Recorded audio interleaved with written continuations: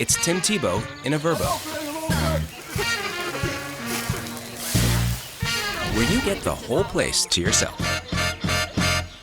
So it's always just you and your Gators. Welcome to ESPN College Football Primetime, presented by Ram Trucks. Just a gorgeous Friday night in New England as we turn to November in Week 10 of the college football season, where tonight we're in the ACC to watch the struggling Boston College Eagles welcome the Duke Blue Devils to Chestnut Hill. Duke trying to become bowl eligible. They can do that with a win here tonight. Hi again, everybody. Welcome to Boston. Alongside Rocky Boyman, I'm Clay Mathick. Don Davenport will join us shortly.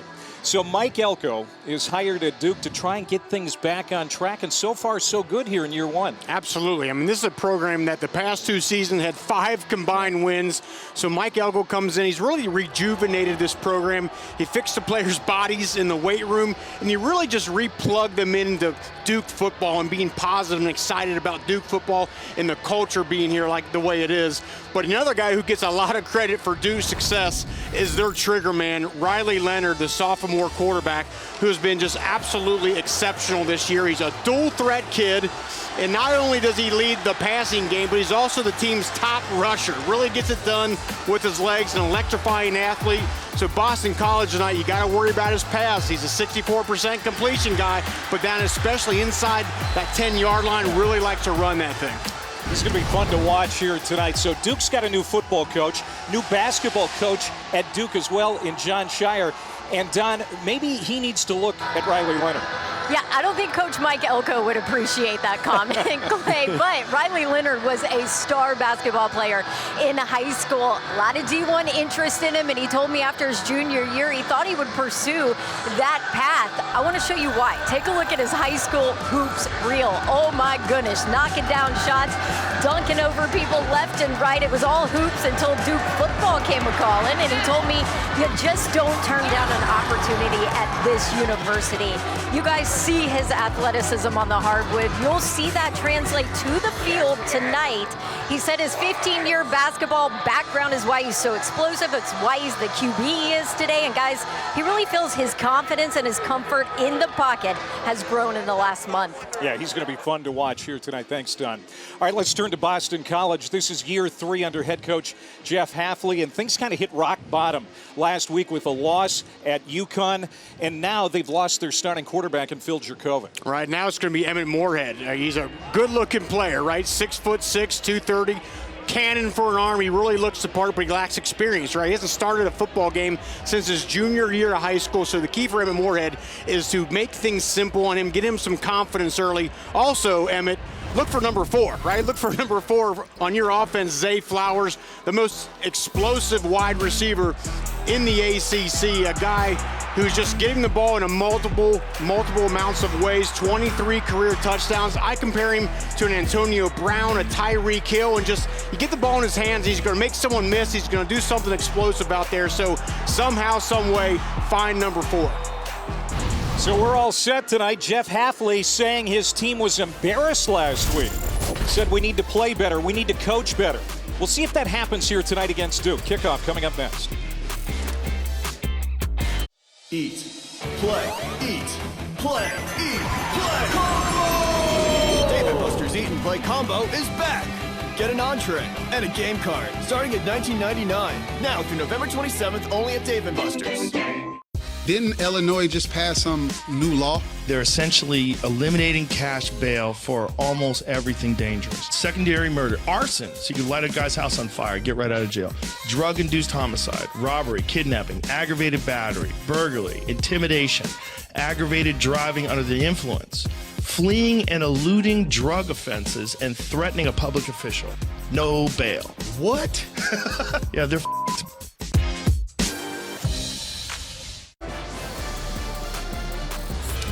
You're watching the ACC on ESPN. What a beautiful day in Boston. Temps in the mid-70s. Can't believe it's the first week of November. All right, let's take a look at tonight's keys to the game brought to us by Jared. Yeah, and for Duke, it's real simple here. You got to handle Boston College's early energy. They were embarrassed last week against UConn, and now Boston College back here at home. They're going to come out with a lot of energy. They got to extinguish that early energy. Then for Boston College, we talked about it. Get your quarterback, Emmett Morehead, comfortable early. Get him 2, 3, 4 nice, easy throws. Get him in the flow of this game. Boston College won the toss. They've deferred, so Duke will get it first. Here's Emmett Morehead waiting for his turn in his first career start. Liam Connor kicks it deep. Jalen Stinson on the return for Duke. Looking for real estate here on the right side. And he's going to be dropped short of the 20 as 2 flags come in.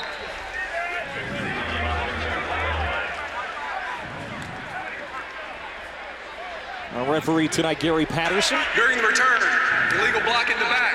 Number 25, return team. 10-yard penalty, the spotted foul. First down.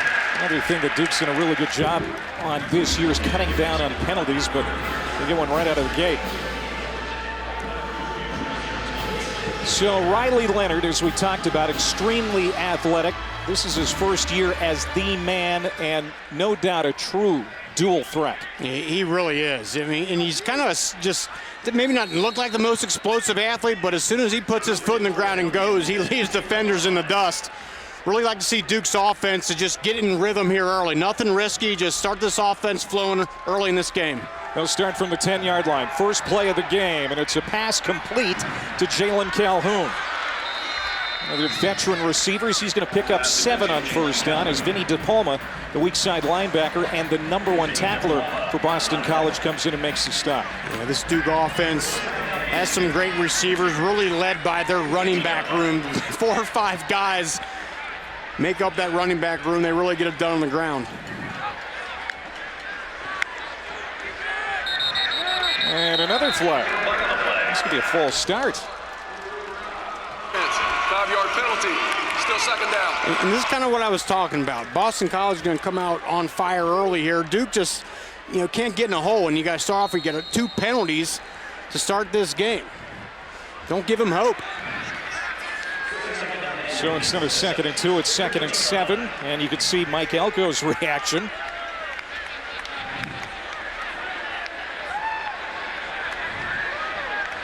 Boston College knows they've got to contain Leonard. Leonard will hand it off. Here's Jordan Waters with his first touch and a burst for a first down out near the 25-yard line. Jordan Waters, he's their #1 running back, but it's kind of been running back by committee for Duke this year. By committee, certainly. Inside zone. Running back's going to get the ball, keep his shoulders square to the line, always getting positive yardage, and you mentioned it. Waters, Jaquez Moore, Jalen Coleman, Terry Moore, they just rotating about 4 guys, keep them fresh. Duke with its first down, opening series. I'll give it to Waters again, finds some wiggle room. And another good run on first down, pushing the pile, and he's going to pick up 9.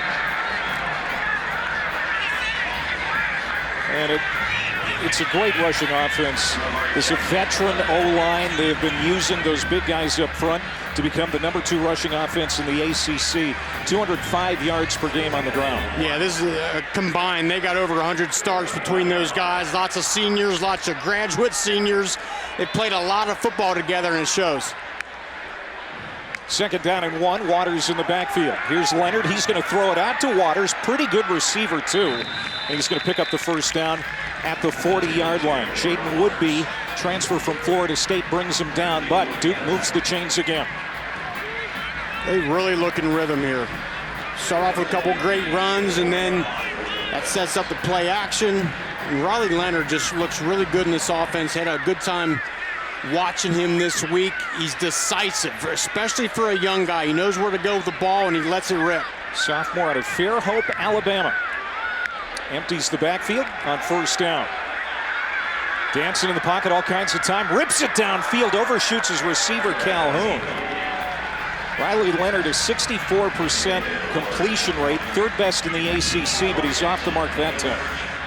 And they're without one of their better wide receivers. Eli Pankel is going to miss this game.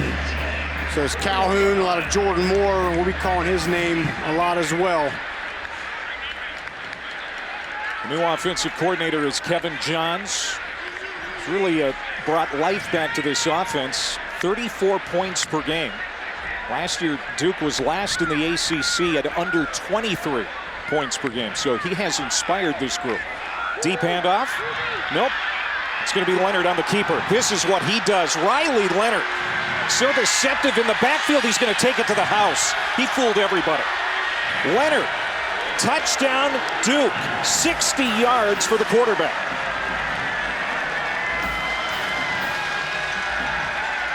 And that's a drive and a run that will just suck the life out of Boston College to start this game. You mentioned the deception. He really rides that play down in there and then follows him and then just finds a little bit of a crease. And again, just a sneaky good athlete. Look, he's leaving defensive backs in the dust on the way to the end zone. And this is exactly what Boston College wanted to avoid. This is what they did against UConn last week. Didn't get out to a great start defensively, gave up a quick touchdown drive to the Huskies. And like last week, they're down 7-0 as Todd Polino comes on for the extra point. What a start for Duke on the road. Yeah, Duke did exactly what they have to in a game like this. Come out, take any hope early, and it's done on the ground with the run. Riley Leonard showing the world what kind of player he is. Didn't Illinois just pass some new law? They're essentially eliminating cash bail for almost everything dangerous. Secondary murder, arson, so you can light a guy's house on fire, get right out of jail. Drug-induced homicide, robbery, kidnapping, aggravated battery, burglary, intimidation, aggravated driving under the influence, fleeing and eluding drug offenses, and threatening a public official. No bail. What? Yeah, they're f***ed. Eat, play, eat, play, eat, play. Combo! Dave & Buster's Eat and Play Combo is back. Get an entree and a game card starting at $19.99. Now through November 27th, only at Dave & Buster's. How about Riley Leonard, his 9th rushing touchdown of the year? He had 3 rushing touchdowns at Miami a couple of weeks ago, all design quarterback runs. That was a design quarterback run, goes 60 yards to the house. And Duke outscoring opponents 80-27 in the first quarter. Again, something that Mike Elko has brought to this team. They are fast starters this year.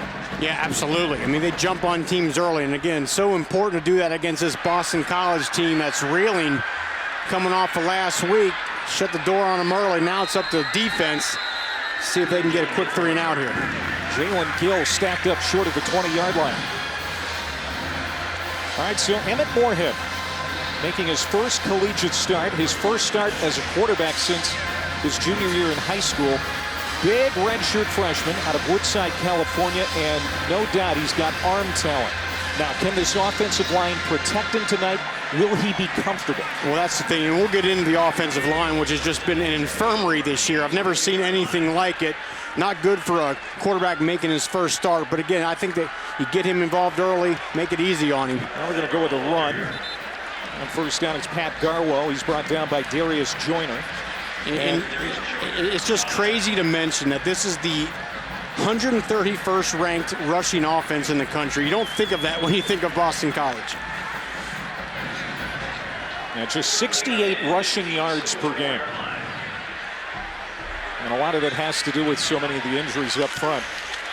First pass of the night for Moorhead, and that's going to be a miss as he tried to get it to George Takis, the tight end, the grad transfer from Notre Dame, who's been out the last couple of games with an ankle injury. It's good that he is back, but Moorhead couldn't connect. Yeah, it's huge they get Takis, and you see a little tempo. 3rd down and 8. Moorhead lofting it up, and that's incomplete. And that's a quick 3 and out. And that did not look comfortable. He was trying to get that to Joe Griffin down the sideline. Brandon Johnson had the pressure. I don't like that last play call there at all. Try to throw a deep 9 ball down the sideline. I think you go for a safer option, something over the middle. You spread that defense out, try to find a hole in the zone and get your quarterback a nice, easy throw to get involved in the game. Instead, you ask him to sail one down the sideline. I don't like that call. Sam Candati, the true freshman punter out of Australia, on to kick it away as Duke is ready to get some pretty decent field position, we would think. Jalen Calhoun standing at the 35. It's going to bounce and take a nice BC roll inside the 35-yard line. They'll mark it at the 33. That's a 43-yard kick for Candotti as Leonard comes back out for the Blue Devils, and he engineered a nice scoring drive on the first series. Yeah, it was great. I mean, a lot of balance to it. Started off with some runs, got Jordan Waters, their best running back, involved. Found a lot of room off to that left side. Some short, quick passes. And this Boston College defense that likes to attack really was just on its heels. And then, boom, a rush lane opens up, and Riley Leonard just shows the speed and the athleticism that Don was talking about at the beginning of the broadcast. Waters hitting the backfield. He's going to be pushed down, no gain for Waters.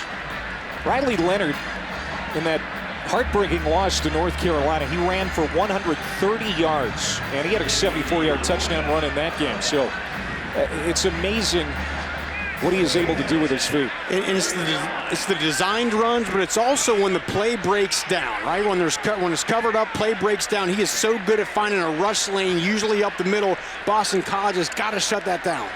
They send Waters out into the flat. Leonard protected in the pocket, but he's incomplete. Threw it over the middle and tried to get it to Hagans or maybe Dalmolin. There are two receivers within a couple of yards of each other. Yeah, it looked like it was supposed to go to Dalmolin, the tight end there, just a little bit off to his left. So now third down, and Duke about 39% on the year. That's middle of the pack in the ACC. See if Boston College elects to bring some pressure here. Jeff Hafley, he was the defensive play caller at Ohio State in 2019, but Tem Lukabu is the defensive coordinator. Brings some pressure and got enough bodies in front of Leonard where that pass was a little off the mark intended for Calhoun, and now Duke will be forced to punt. I like that call by Tem Lukabu, the defensive coordinator.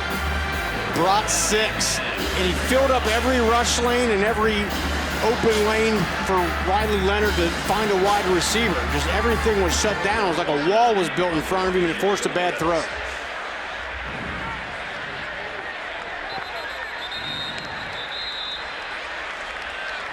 And another false start penalty on Duke. Offense, 5-yard penalty, 4th down. Third penalty against the Blue Devils tonight already. So Porter Wilson on to punt. Jalen Gill to receive for the Eagles. Wilson, a third-year punter for Duke.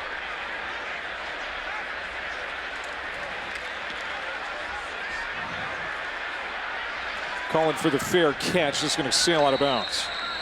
Just shy of the 30-yard line. So BC's down 7 at home. They got it back with their rookie quarterback next.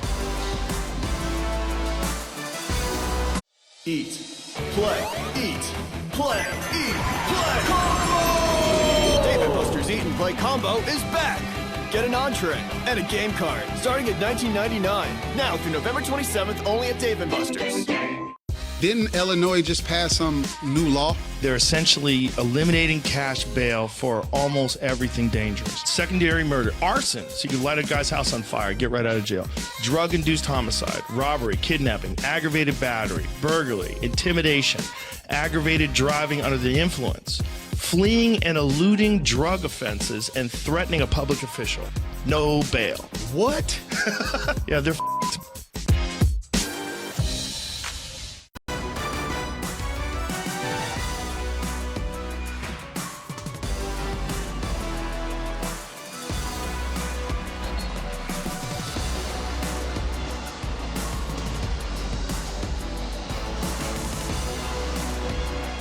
Beautiful night in historic Boston.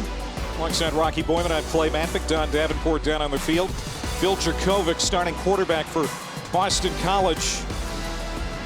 Not available tonight. He's out with a knee injury. So Emmett Moorhead making his first career start for BC. And after that 3 and out, I think it's safe to say he looks a little uneasy. A little nervous. In his debut. Yeah, I'd like to see a little more killer instinct out of Emmett Moorhead. Get excited, man. Go lead this team.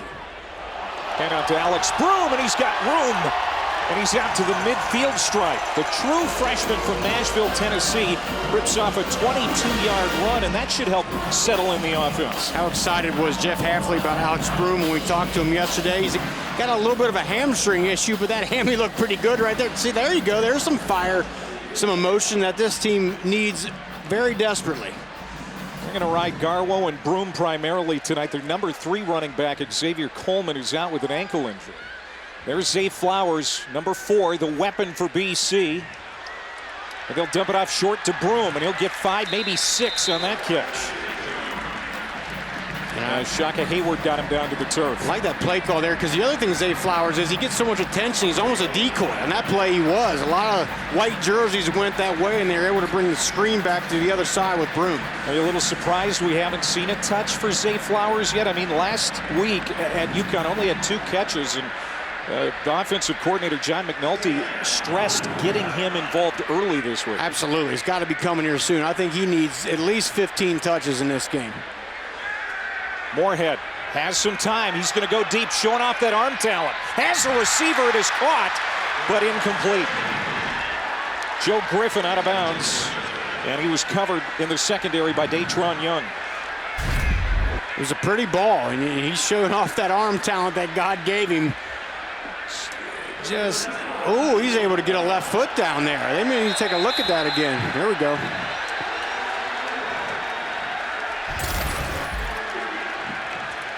I think you're onto something here, Rocky. I do believe that left foot was in bounds when Joe Griffin, the true freshman out of Springfield, Mass, hauled that in. It was a great job of just coordination. Usually it's that outside foot you see him try to tap. He was able to tap that inside left foot down. And this is a huge play in this game, just from a confidence standpoint for both your quarterback and your offense. And from that angle right there, it looked like he had control of the ball as the foot comes down. And that ball is on the money. Well, the call on the field was incomplete. It's got to be indisputable video evidence to overturn it. Our replay official is Michael Webster, and based on what we're seeing here, I think that there's enough to overturn this. I absolutely do. I think this is going to be a catch. Joe Griffin, true freshman slot receiver, getting deep down the field. That's going to be a 36-yard play if it is indeed reversed. And he secured the catch through the fall to the ground.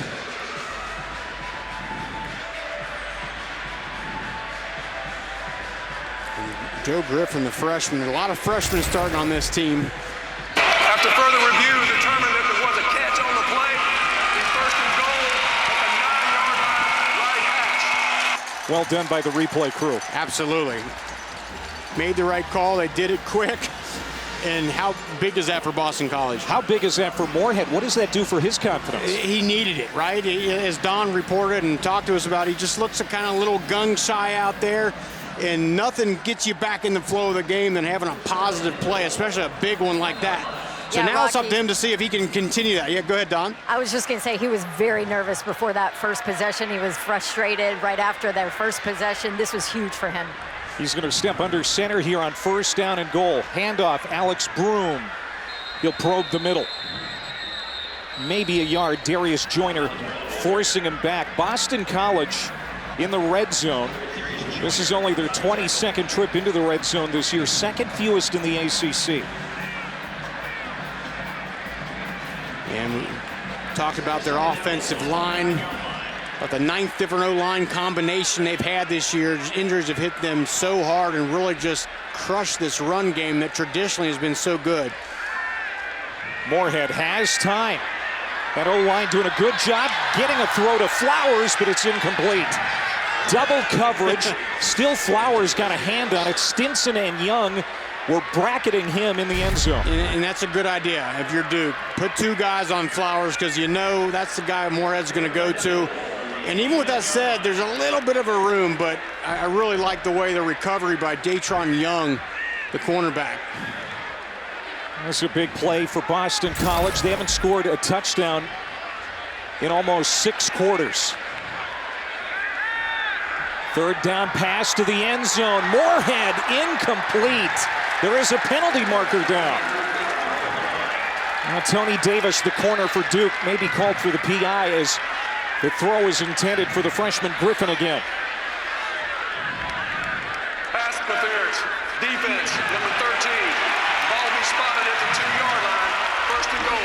Big break for Boston College. And Davis, I thought, did a good job of trying to get his head turned around. But look at his left arm was just creating a lot of contact as that ball was in the air. You see right there, pushing the receiver's chest. I think that's what drew the flag. Now this Duke defense playing so well as of late, of course, coming off that big game at Miami 2 weeks ago where they forced 8 turnovers, a program record. But now BC knocking on the door from the 2. Flowers hopping around in motion. He gets the pass, touchdown. Zay Flowers. Well, he was wide open. From 2 yards away, his 7th touchdown reception of the year, and BC is on the board. It's just the athleticism of Flowers makes that possible. He goes in motion, then comes back the other way, then shifts back to the left. Watch all this unfold here. And then he just puts his foot in the ground, turns the Jets on, and the guy who's supposed to be covering him, he gets caught up in the trash. A great play design, a way to get your best player the football. So with some help from Duke penalties, Boston College able to tie this game up. 6 plays, 72 yards. Touchdown, Zay Flowers tied at 7. Didn't Illinois just pass some new law? They're essentially eliminating cash bail for almost everything dangerous. Secondary murder, arson, so you can light a guy's house on fire, get right out of jail. Drug-induced homicide, robbery, kidnapping, aggravated battery, burglary, intimidation, aggravated driving under the influence, fleeing and eluding drug offenses, and threatening a public official. No bail. What? Yeah, they're f***ed. On game day, go for the win with Raising Cane's Chicken Fingers. Touchdown! Stack your roster with delicious, hand-battered, cooked-to-order chicken fingers and cane sauce. Raising Cane's Chicken Fingers. One love. ESPN College Football Primetime is presented by Ram Trucks, built to serve, and in part by Lincoln Financial. Plan, protect, retire. Leading receiver in the ACC is Zay Flowers. His first catch tonight results in a touchdown.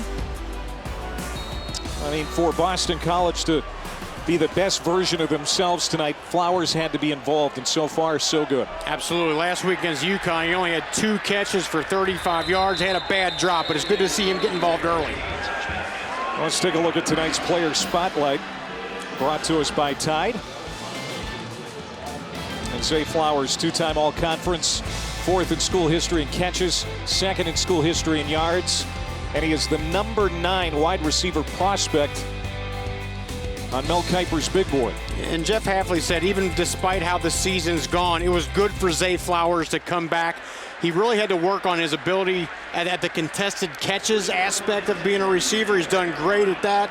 He's going to go to the NFL Combine. He's going to test really well, so he could find himself in that first, second round.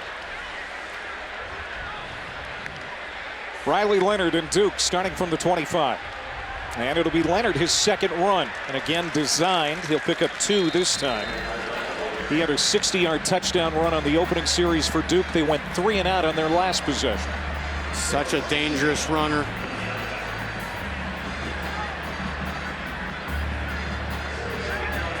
You know, the game has really slowed down for him. You ask him that, he'll tell you that. Again, this is just his first year as the starter. And really since the start of fall camp, he's feeling his most comfortable. Wide open man, that's Jordan Moore, former quarterback. He's across the midfield line into BC territory where he is hogtied at the 46-yard line by Josh DeBerry. But another big play for Duke, that's a gain of 27. And what an exceptional throw. Comes off the motion. And Riley Leonard just rolling to the outside, a dime on the run, hits Jordan Moore, the former quarterback, and he does what he's done all year, and that's make a bunch of guys miss. He was in a quarterback battle with Leonard right up until 2 weeks before the season opener. They gave the job to Leonard. Moore moved to wide receiver, and he's been happy about that, showing no bitterness. In fact, he and Leonard are great friends. As Leonard misses that pass, it'll be 2nd down. Yeah, just to go back to that, Jordan Moore really embraced becoming that wide receiver now. Yeah, you talk about those guys being good friends. They're so close. Riley said from the get-go they just click because they have similar personalities. Both ultra-competitive guys on the field. They like to compete, and Riley told me that actually helped them to grow even closer, brought their relationship to another level. They do get to utilize that chemistry now. Jordan is a wideout. Guys go fishing together, by the way. That's what they do for fun. I love it. Jaquez Moore in the backfield. He'll get it. This is one of the several guys they have named Moore on this offense. Jaquez Moore, Terry Moore in the backfield. Jordan Moore, we just saw him catch a pass. Of course, they all have different skill sets, not related. All impactful in their own way. So now 3rd down and 5 after that point. Boy, and they got one of the best running back coaches in America, Trooper Taylor. Known as a great recruiter, but also a great coach. Really has that running back room leading this team. Duke trying to convert on 3rd down for the first time tonight. Showing a lot of pressure here. BC rush 5 and running right by it is Jaquez Moore. 1st down and more inside the 30. Down at the 27-yard line. Moore rips one off for 14. Cole Baston finally able to bring him to the turf. And this is just an exceptional job blocking. Watch the left tackle, Graham Barton, come up and pop Bryce Steele, the linebacker, and that opens up a huge lane for an easy 1st down. Jaquez Moore leading the ACC at 7.3 yards per rush. He gets 14 on that carry. 1st down and 10. Jordan Waters back on the field to the right of Leonard. And it will be Waters. Not much operating room, and in fact a loss of a yard. Our next UFC Fight Night tomorrow from the Apex in Las Vegas. A women's strawweight main event is on the card. Prelims start at 4 Eastern, 1 Pacific, followed by the main card at 7 Eastern, 4 Pacific on ESPN Plus. Go to ESPNplus.com or download the ESPN app. That's what you fight at, right? Strawweight? I'm strawweight, yeah. Especially after I lost all that weight. That's right. Feeling pretty good. Feeling nimble. Yeah, fighting shape. 2nd and 11.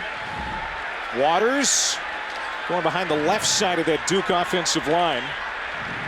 And that's going to make it 3rd down and much more manageable. Yeah, all in all, this Duke offensive line, certainly they haven't had the problems that Boston College has had with keeping guys healthy.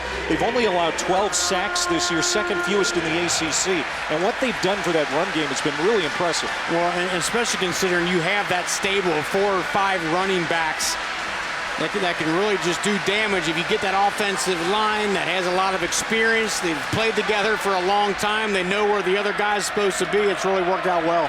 Leonard 3 for 7 passing so far for 40 yards. Looking to throw here. Over the middle, sails it high, incomplete. I think he was trying to hit Calhoun, but the pressure got to him and may have kept that pass from being online. It's a great job. They bring Vinny DePalma off the left side, and then Donovan Ezeraku, number 6, a great swim move and gets inside and just affects that throw. Ezeraku, one of the Eagles' best defensive linemen, coming in and disrupting that throw along with some pressure up the middle as well. So since Boston College gave up that long touchdown run to Leonard, they've really settled in. They really have. You know, and that's kind of, last week was kind of the same thing, right? They just let UConn march down the field on the opening drive and then settled in and played well. So far doing that tonight. Here's Todd Polino, starting place kicker for the 2nd straight game as Charlie Ham has been out. And he hits from 39. So Duke is able to salvage the drive. They get 3 points. With 4:07 to go here in the opening quarter. Well, this season, All-State celebrates every field goal and extra point made by participating universities by making a donation to the university's General Scholarship Fund. We say thank you to All-State. How beautiful is the Boston College campus, especially in the fall with the colors. I mean, it was great to walk around here today. No, it really was. You do not get a day like this in November in Boston, so you got to take advantage. And even Mike Elko, who is all ball, he was talking about how nice the weather was here tonight. First head coaching job for Elko, 55 years old. Grew up 4.5 hours south of here in South Brunswick, New Jersey. Of course, was the defensive coordinator at Texas A&M the last 4 years. He talked about yesterday all the things he learned from the head coaches he's been under that have all been different, right? Jimbo Fisher is very different from Brian Kelly, who's very different from Dave Clawson, but he's taken a lot from all three of those guys and become a fantastic head coach in year one. Jalen Gill, a burst of speed as he crosses the 25, gets close to the 30. A penalty flag reins in behind him.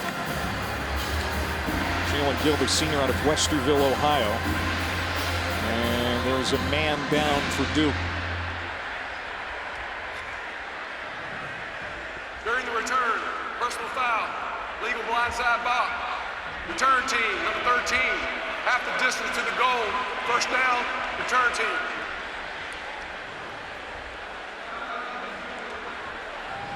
Well, the man down for Duke is Isaiah Fisher-Smith, junior safety out of Greensboro, North Carolina. Looks like he's going to be all right. Getting to the sideline under his own power. So we talked about the BC offensive line. Yet to have the same starting five in back-to-back weeks. All ACC guard Christian Mahogany tore his ACL in the spring, and they've been hemorrhaging offensive linemen ever since. They have. I mean, look, 2 converted defensive linemen. That's how bad it's been. And here's the deal. They didn't just lose linemen. They lost like NFL caliber linemen. Christian Mahogany is going to play in the NFL. Finn Dernstein, a great offensive lineman. So just kind of the identity of this team was just zapped from them right out of the gate. It's a running play. Pat Garwo straight ahead. He'll get 3. And what a difference it was from the spring when they had plenty of healthy bodies on the offensive line. Certainly a big difference from last year. Yeah, absolutely. I mean, they lose 4 guys to the NFL, which makes it hard enough. And then the guys you're bringing back, you still feel pretty good about. And then the injuries happen. I mean, 5 offensive lineman surgeries, 4 since the start of the season. Second down at 7. He'll stay on the ground with Garwo. He'll cut it up, and he's toppled as he crosses the 15-yard line. Tripped up at the 16 by Cam Dillon. It'll be 3rd down. Clay and Rocky, you know, with all these O-line injuries, we got to point out you've got young guys up front. Well, these are the guys that Emmett has played with, that he came in with, because they're all the same age. So you can kind of see the chemistry that they have together. And he was chatting with them over, as he sacked, but he was chatting with them over here on the sideline. And I'm going to tell you this. I know this possession did not go well for Boston College, but I'm telling you that the switch has been flipped on Emmett Moorhead on the sideline, guys, because beginning of the game, he was closing his eyes, taking deep breaths. He was clearly nervous. He looks like a completely different quarterback on that sideline right now. So we'll see how that plays out. Didn't work this possession. We'll see how it plays out. Yeah, well, he got the big confidence from the deep throw that was overturned on the last drive. But then, I mean, that's something that can zap some confidence back out of you real quick. And just been the issue with Boston College all year. I mean, Phil Jerkovic knows all about it. Well, Dwayne Carter got the sack to get Duke's defense off the field. Here's Danny Longman to punt it. Jalen Calhoun calling for the fair catch right at the logo at the center of the field. 39-yard punt. Well, this week's featured ESPN college football game has Bryce Young at number 6 Alabama against Jaden Daniels at number 10 LSU. A huge SEC West matchup. Coverage begins tomorrow night, 7 Eastern, 4 Pacific on ESPN and the app. Just part of a great Week 10 in college football, and this is going to be an outstanding quarterback matchup, right? You got to love the way LSU has turned their season around. They throttled Ole Miss last week, but here's the deal for Bama. Their defense is good, but they've really struggled on the road. They give up 32 points per game on the road, and that game at LSU with that crowd, could be something. Alabama controls its own destiny to get to the college football playoff, even though they weren't in that top 4 with the first rankings coming out this past week. Here's our first touch for Terry Moore tonight, the true freshman in that Duke backfield out of Washington, North Carolina. They originally wanted to redshirt him, but they've needed him because of a lack of depth. And now as we say that, he's hobbled and limping toward the Duke sideline. Yeah, he had a great game against North Carolina. Fast kid, explosive, still learning this offense. But I guess that is the luxury of this team, is how deep they are at the running back position. Second down and 6. Leonard wants to throw over the middle, right down the seam to Jalen Calhoun. Top 10 in the ACC in catches coming into this ball game, closing in on 2,000 career receiving yards. Jalen Calhoun, veteran target that Leonard seeks out, and a lot of times when he makes the catch, they move the chains. There's no question about it, but I can see early on how worried Boston College is about Riley Leonard escaping up the middle, because that's a few times tonight they've brought a linebacker right up the gut. They want to take away that vertical rush lane, but it's opened up a big hole in the middle for them to complete a pass. He looked for Waters in the flat. Now he's going to run. And like you said, he's a good decision maker. Didn't like what he saw in the flat on the throw to Waters, and he's his own escape outlet. And here's the deal, he's decisive, right? If he's going to tuck it, he tucks it and goes. It's not kind of, I don't know, what should I do here? If he's going to throw it, he lets it rip. If he's going to tuck it, he tucks it and runs. And that's what you have to be as a quarterback. Be confident, be decisive in your decision. Team's leading rusher averages over 6 yards per carry. He got 4 on that one. 2nd down and 6. Waters again in the backfield, and he'll get it. Cuts it back up, still on his feet and close to the 30-yard line. It's going to be 3rd down and short now for Duke. After that 5-yard gain for Waters at Fairmont, North Carolina, Acapella, the defensive end, made the hit. And that very well could be the final play of quarter number 1. I don't know. Duke, obviously, on that opening series with the long touchdown run by Leonard, came here and made a statement today. But I think BC is pretty happy with the way this is playing out. They finally settled Moorhead in. Absolutely. You like to feel, if you're Boston College, where you are in this game. Only 10-7. A lot of football here to play.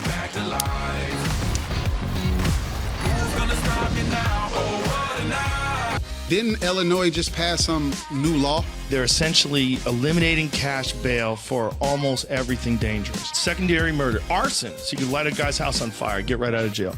Drug-induced homicide, robbery, kidnapping, aggravated battery, burglary, intimidation, aggravated driving under the influence, fleeing and eluding drug offenses, and threatening a public official. No bail. What? Yeah, they're On game day, go for the win with Raising Cane's Chicken Fingers. Touchdown! Stack your roster with delicious, hand-battered, cooked-to-order chicken fingers and cane sauce. Raising Cane's Chicken Fingers. One love. You're watching ESPN College Football Primetime, presented by Ram Trucks, back here in Boston, 10-7.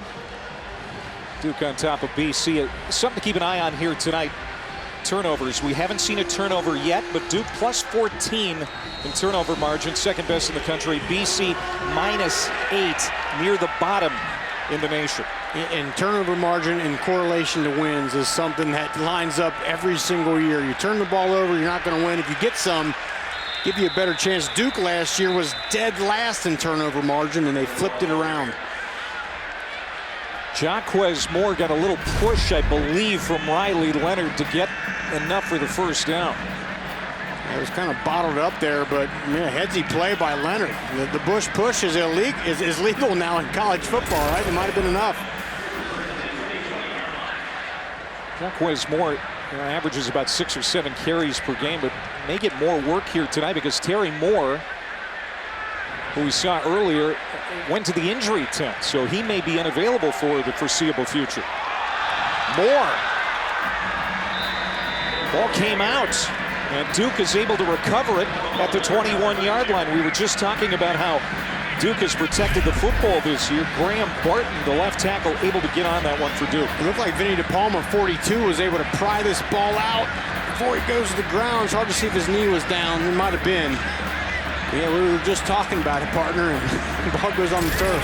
Well, last year, Duke was -7 in turnovers. Last in the ACC, plus 14 this year. I mean, what a turnaround. And, you know, a lot of credit has to go to Mike Elko for that. Absolutely. So they're going to look at this again.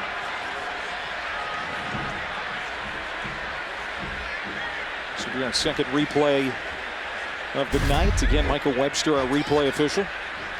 And I think they're looking to see if his knee was down. DePalma pries the ball loose. It looked like the right knee hit before that ball popped out. So if that's the case, if he is down, and I think he is. Yeah, I think he is. That's going to be the difference of about 5 yards. They're going to bring it back probably on 25, the 25 or 26 yard line.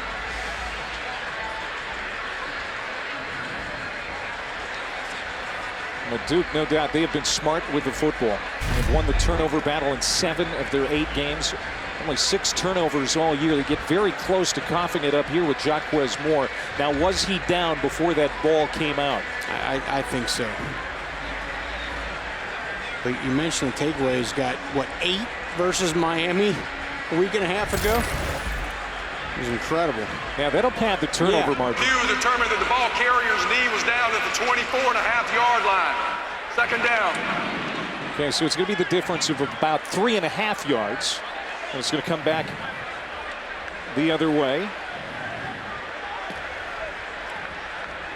And I feel like Riley Leonard is doing a really good job of counting the numbers in the box. When they have advantageous numbers, okay, they have even or one more than Boston College does, he's running that ball. When they don't, he's finding a way to get an outlet, a quick pass to the outside.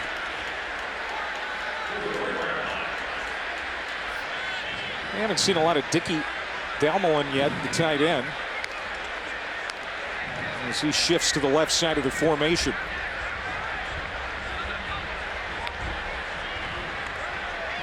Here's Leonard keeping it himself. There he goes again. First down and more. Riley Leonard. Man, he is slippery. Cole Baston makes the tackle, but it's another first down for the quarterback, a gain of 12. For Boston College, it's the matchup you want. You got your athletic defensive end, Donovan Ezeraku, plays it well. It's just Riley Leonard is a great athlete. Breaks an arm tackle and pops it forward for a first down. Wow. Yeah, Ezeraku leads him in tackles for loss. Nearly had him wrapped up there, but Leonard stepped right out of it. 78 yards rushing and a touchdown already for the quarterback, and he'll keep it again. Looking for room on the right side. Tried to turn the corner, and that time Ezeraku was ready and stood his ground. Ezeraku gets his revenge on the next play, screaming down the line. It'll be second down. The offensive line for Duke, we've talked about it. Graham Barton, the left tackle. Chance Lytle, transfer. Jack Burns, Jacob Monk. He has been around a long time. This is his 44th career game for Monk, the senior, and then Andre Harris on the outside as well from Oklahoma City. A veteran, smart group, as you expect for Duke students, right? Yeah, and there's a lot of nonverbal communication that goes on when you have a line with that experience. Leonard clean in the pocket, hits Calhoun, and he's going to be stacked up short of the 5-yard line. Jaden Woodby making that stop. So here we go with a third down. Now, if you're Boston College right now, you have got to watch the quarterback run by Riley Leonard. He did it 3 times against Miami. He's done it the whole season.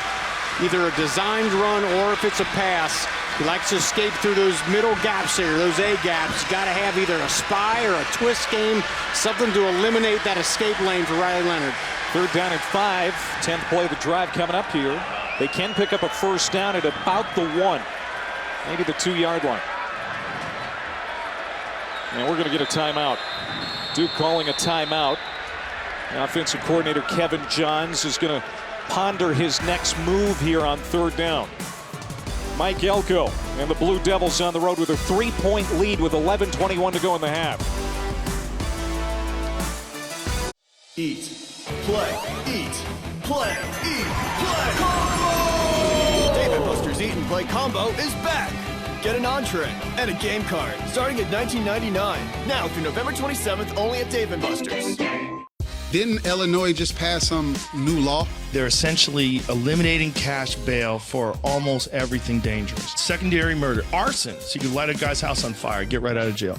Drug-induced homicide, robbery, kidnapping, aggravated battery, burglary, intimidation, aggravated driving under the influence, fleeing and eluding drug offenses, and threatening a public official. No bail. What? Yeah, they're f***ed.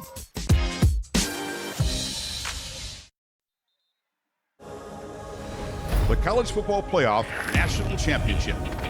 Monday, January 9th, on ESPN. Back here in Beantown, 3rd down, 5 to go. Ball at the 7 for Duke. Would Mike Elko consider going on 4 downs here? I think he would. He's an analytics-driven guy here, so he looks at 3rd down and how many yards do I got to get to make a manageable 4th? If he gets that number, he'll do it. Riley Leonard, a little bit of a low snap. Hands it off to Waters, all kinds of room, and he walks in for the touchdown. 7 yards to the end zone for number 7. Second touchdown drive for the Blue Devils. Riley Leonard, recognizing where the pressure is coming from, has been exceptional. BC is going to bring Cole Batson up the middle, and Riley Leonard just hands the ball off, checks the run to the right side, away from the pressure. I've seen him do it about 3 times tonight. Just pressure's coming off this side, check the run to the other side, and it's easy pickings. Freshman Todd Polino has done a nice job as a backup to Charlie Ham. Kicks another one through. And Duke with a 10-play, 51-yard drive in just under 6 minutes. Scores on a touchdown run for Jordan Waters here in Chestnut Hill.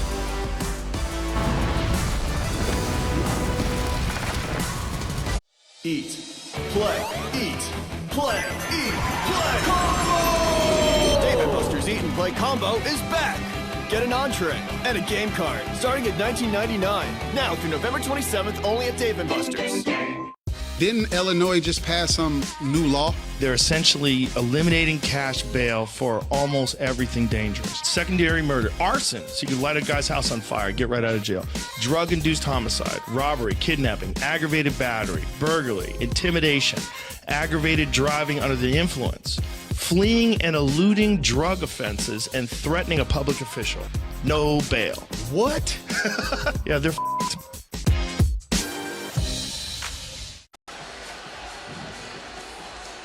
ESPN College Football Primetime back here in Boston. 17-7 Duke. Clay Matvick, Rocky Boyman, Don Davenport. Let's look at the All-State College Football Playoff rankings. The first reveal last Tuesday night. Tennessee #1, Ohio State 2, Georgia 3, Clemson 4. Those teams would be in the playoff as of right now. I got a few issues with it, Clay. I got a few issues with the first rankings, okay? Okay. Clemson at #4. Committee, are we living in the past? Right now, Clemson's best wins, Wake Forest and Syracuse, who last time I checked got throttled last week, right? Wake Forest lost to Louisville. Yep. I feel like Michigan should be in that #4 spot, and no love for TCU either. Well, the committee said that Clemson passed the test when it comes to strength of schedule. And that was their defense. That's why they had Clemson ahead of Michigan. And as we have another penalty flag down. All right, Rocky, let's go to your top 4. Yeah, I think I got Michigan there. And Michigan, they routed Penn State, who gave Ohio State a run for their money a couple weeks ago. TCU, I think you got to have them in 8-0. They got 3 top 25 wins. You got a quarterback in Max Duggan who's in the Heisman race. So for me, you know, that kind of rounds out my top 6. You don't have Clemson. I got them at 7. 6. I got them at 7. So, you know, that's the best chance for the ACC to get in the playoff. Clemson, obviously. Well, I guess we'll find out a little bit more as they play Notre Dame this week. But as much as I hate to say it, I don't have a ton of faith in Notre Dame right now. After that kickoff, a holding call backing BC inside their own 10-yard line. That is going to be another penalty as the flag came out. Holding, number 8. Again, it's against Boston College. Half the distance to the goal. Repeat, first down. So they're starting to pile up. That was on George Takis, the tight end. Yeah, it's good to have Takis back in the lineup, but not when he's committing penalties. Tennessee, they're going to have a really big test at Georgia this week. Battle of the unbeatens on Saturday. Winner likely headed to the SEC title game. You know, we're going to know more. We already know a lot about Hendon Hooker in Tennessee, but we're going to know even more after that test against the Bulldogs. No doubt. I mean, big wins at LSU against Bama. 38-point win over UK. 5 wins over AP top 25 teams. I think they're undoubtedly the #1 team in the nation. And for Garwo as he gets across the 5 down to the 7 or 8 yard line. All right, Don Davenport, you've got a say in this too. I would just like to point out that when we did this last Saturday, before they came out, I did have Tennessee #1. And listen, I know my audience, boys. I've got Clemson, the ACC team, in that 4 spot. Can I point out, Rocky, didn't you have them in the 4 spot last week? What changed for you? Well, I went back and I watched every game over the weekend, Don, and I reassessed my rankings, and I looked at the stats and the empirical data, and I changed, yes. Okay, I got you. Well, I'm going to go with the committee when they talk about the 3 wins against teams that were in the top 25. Hey, they're calling this a touchdown, Don. Hate to interrupt you, but it looks like Dwayne Carter scooped that up and scored. Now they're going to take a look at this undoubtedly, but Dwayne Carter, as of right now, is scoring a touchdown for Duke. Was this a backward pass? Let's check it out here. Throwing from the 2-yard line here, so let's see where this pass lands. A 3. That's a forward pass. You know, but that's the smart thing for Carter to play like it's live. Yep. You know, complete the play, because never know. The previous play has been reviewed. Incomplete forward pass. 3rd down. Maybe 3rd down. You know, it seemed like this offense for Boston College was on the verge of getting some momentum and getting Moorhead comfortable, but some penalties, some bad field position here at the start of this series, and now they're backed up in a long 3rd down. Yeah, the field position you mentioned is critical. Backed up inside their own 10-yard line here. Just not a good position to get your quarterback comfortable. Alex Broom in the backfield with Moorhead on 3rd down and 10. They need the 20-yard line to keep the drive alive off his back foot. Moorhead will check it down to Broom, and he'll get about 6, but nowhere near enough. And BC is going to have to punt. So we're going to continue this conversation. We're going to get back to Don here in a moment. There's Carter going off the field for Duke. He's been very active tonight for the Blue Devils defense. He really is. You know, he's that man in the middle. Any good defense has, they call it a good spine, right? Got to be good up the middle. Good defensive lineman. They got Shaka Hayward, a great linebacker, and then Brandon Johnson as a safety. They're tough up the middle for Duke. Wobbly kick for Longman, and a fair catch for Jalen Calhoun. And at about 50-yard line. Let's go to Don's rankings and see how they differ from Rocky's rankings. All right, Don, take it away. Yeah, see, I've got the ACC's back in this with Clemson at 4. No, as I was saying before, I just think the 3 wins against teams that were in the top 25, that's big. I know they don't have a whole lot of meat left on their schedule, so that's going to have to stand, and that strength of schedule might end up hurting Clemson in the long run. I get it, but I've got Michigan right there after Clemson, so I'm with you on that, Rocky. And I just think Tennessee, I mean, they are absolutely dominating. It's not just what they're doing offensively, guys, it's defense too. I agree. Tennessee averaging 13 points in the first quarter of games. They're jumping on top of people early. First down reception for Shamir Higgins. Redshirt freshman gets 6 and into plus territory. The one question I have about Clemson as we look forward to that game against Notre Dame, who's going to come out and be the starter at quarterback? DJ Uiagalelei or Kate Klubnik, who was the guy who really saved Clemson in that game against Syracuse. Yeah, that's, you know, you hate to have a question at that position in November as you're trying to make a run for the college football playoff, but that'll sure play out here this weekend. 2nd down and 4 for Duke from the 45 of Boston College. Waters maybe a yard. Marcus Valdez, the defensive end, making the stop. He was a game-time decision. Good to see him out there playing. Marcus Valdez out of Perth Amboy, New Jersey. Clemson quarterback comparison. There's Uiagalelei and Klubnik. They really are high on Klubnik. They really are. I mean, he was a top-rated quarterback in the nation coming out. Really excited about him. And for Uiagalelei, the turnovers have really been his detriment. He certainly looks the part, but got to play better if he wants to secure that job. Tigers 8-0 and ranked number 4 in the first college football playoff rankings. Going the wrong way is Leonard. Throws it short. And that was knocked down, nearly intercepted. Josh DeBerry, the nickelback, almost picked that off. And so now 4th down. Yeah, Josh DeBerry is a great player for Boston College defense. He's a senior, been making plays around here a long time. Aggressive on that back end. He was really good in the red bandana game against Clemson, speaking of the Tigers. And so now Boston College will get it back, 4th down and 3. He's got to be wary at midfield for a fake. Porter Wilson has some speed too. And he's going to try and drop this one inside the 10-yard line. And nice job getting down there by Robertson to field it at the 4-yard line.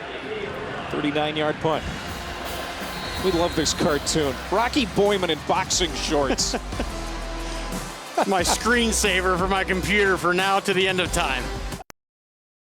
Eat, play, eat, play, eat, play. Combo! Dave & Buster's Eat and Play Combo is back. Get an entree and a game card starting at $19.99. Now through November 27th, only at Dave & Buster's. Didn't Illinois just pass some new law? They're essentially eliminating cash bail for almost everything dangerous. Secondary murder, arson, so you can light a guy's house on fire, get right out of jail. Drug-induced homicide, robbery, kidnapping, aggravated battery, burglary, intimidation, aggravated driving under the influence, fleeing and eluding drug offenses, and threatening a public official. No bail. What? Yeah, they're 17-7 Duke, 7:37 to go in the half. Boston College leads the all-time series 5-3. This is the first meeting since 2020, a Boston College win. That was Jeff Hafley's first win at Boston College. He doesn't have a starting quarterback tonight. Phil Jurkovec is out with a knee injury. And you know, one of the many injuries that the Eagles have had this year, that's why the offensive production has been so poor. And you got to feel for Phil Jurkovec. I mean, he's not finished a season of college football. I mean, last year it was the wrist injury. Years past, it's been one thing or another. Now he's got lower body thing going on. You just feel for the guy. He comes back here, the stage is set. He's going to have this great year and go in the draft, and the offensive line gets hurt. 5-yard run for Alex Broom. I mean, the field position in this game, too, Rocky, has been miserable for the Eagles. They've started at the 11, at their own 10, and this drive starts at their own 5. And this is just the little things that go into the success of Duke this year, right? Just these little things, field position, winning those battles, getting stops. That's why they've won 5 games.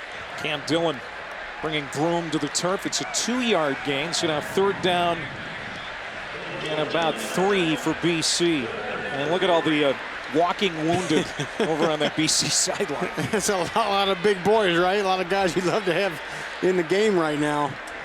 And it's just, I mean, Coach Hafley said, I've never seen anything like it. You know, it's not like they're hamstring pulled. I mean, they're season-ending injuries, ACLs, you know, shoulders. BC hasn't converted on 3rd down yet, and they won't here. Well, Flowers zigged. Moorhead thought he was going to zag. That fails to click, and it's 4th down. I think that's just a timing thing. You know, just that takes reps of making sure your wide receiver and quarterback are on the same position. And Emmett Moorhead doesn't get as many reps coming into this game as Phil Jurkovec does. And, you know, it's just in a game of precision, things like that really set you back. You can see Flowers kind of looking back at his quarterback going, I think we were on the wrong page, there. Sam Candati has been kind of their designated pooch punter, but he's going to rugby style it from out of the end zone. End over end kick, fair catch called for at the 48-yard line of Duke by Jalen Calhoun. Our Week 9 Monday Night Football matchup has Lamar Jackson and the Ravens in New Orleans to take on Alvin Kamara and the Saints. 8 Eastern, 5 Pacific on ESPN. The Manning cast is on ESPN2. Coverage begins with Monday Night Countdown at 6. Linebacker Roquan Smith making news this week. That big trade, Chicago to Baltimore. The NFL's leading tackler will make his Ravens debut on Monday Night Football. And that trade tells me one thing. The Ravens really like their roster, and they think they're one piece away from going on a run deep into the playoffs. Their defense hasn't played really well. You get one of the best linebackers in the game on, that could change that tide real quick. Duke winning the field position battle. They're back into plush territory, right on the screws to Hagens from Riley Leonard. That's a gain of 16. What a just precise rhythm bang-bang play. You fake the run, back foot hits the ground, thrown right in the perfect spot in between two maroon jerseys. Riley Leonard getting it done. The guy they wanted to get involved here tonight, Hagans. He had only 2 catches the last 3 games. Of course, one went for a touchdown against North Carolina. But Hagans is fast. Maybe their fastest player. Yeah, they could use some more dynamic play out of that wide receiving core, but they've done a pretty solid job. First down and 10. Jaquez Moore will fall ahead to about the 31-yard line. That's a gain of 4. So this offense for Duke, they're controlling time of possession. They've kind of controlled the momentum from the very moment that Leonard took off for that 60-yard touchdown run on the opening series. Yeah, as you mentioned earlier, they've controlled field position. Pretty balanced attack so far as well. Checking the play here.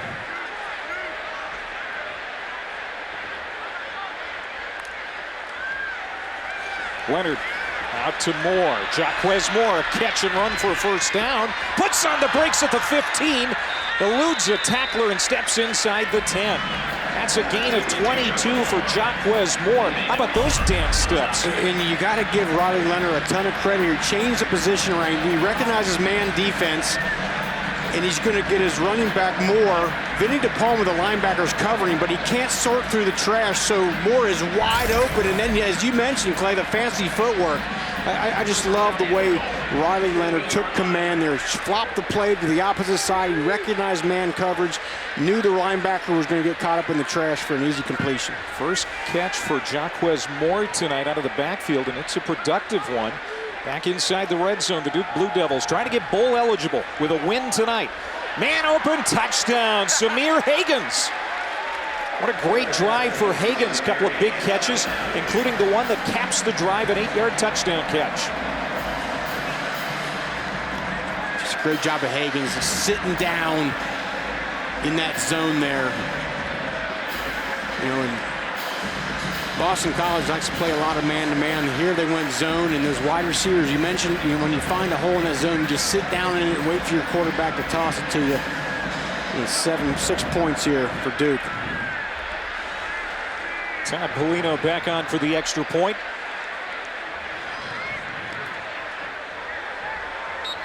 And it's 24-7. 4 plays, 51 yards in just over 2 minutes. So 4 scoring drives for the Blue Devils tonight on the road.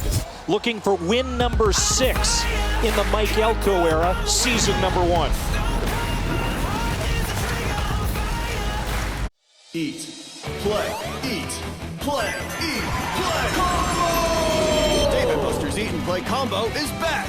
Get an entree and a game card starting at $19.99. Now through November 27th, only at Dave & Buster's. Didn't Illinois just pass some new law? They're essentially eliminating cash bail for almost everything dangerous. Secondary murder, arson, so you can light a guy's house on fire, get right out of jail. Drug-induced homicide, robbery, kidnapping, aggravated battery, burglary, intimidation, aggravated driving under the influence, fleeing and eluding drug offenses, and threatening a public official. No bail. What? Yeah, they're f***ed. ESPN College Football Prime Time, presented by Ram Trucks. 24/7 Duke now after that drive. I got to give props to these students. Yeah, at Boston College. Kind of late arriving crowd here tonight, but despite the poor performance as of late, 3 straight losses, these fans are here in full throat tonight. BC ready to get it back. Need to get something going on offense, and they'll start from the 25. 4:16 to go before halftime. Hey, let's check in the studio for the first time tonight with the incomparable Matt Barry.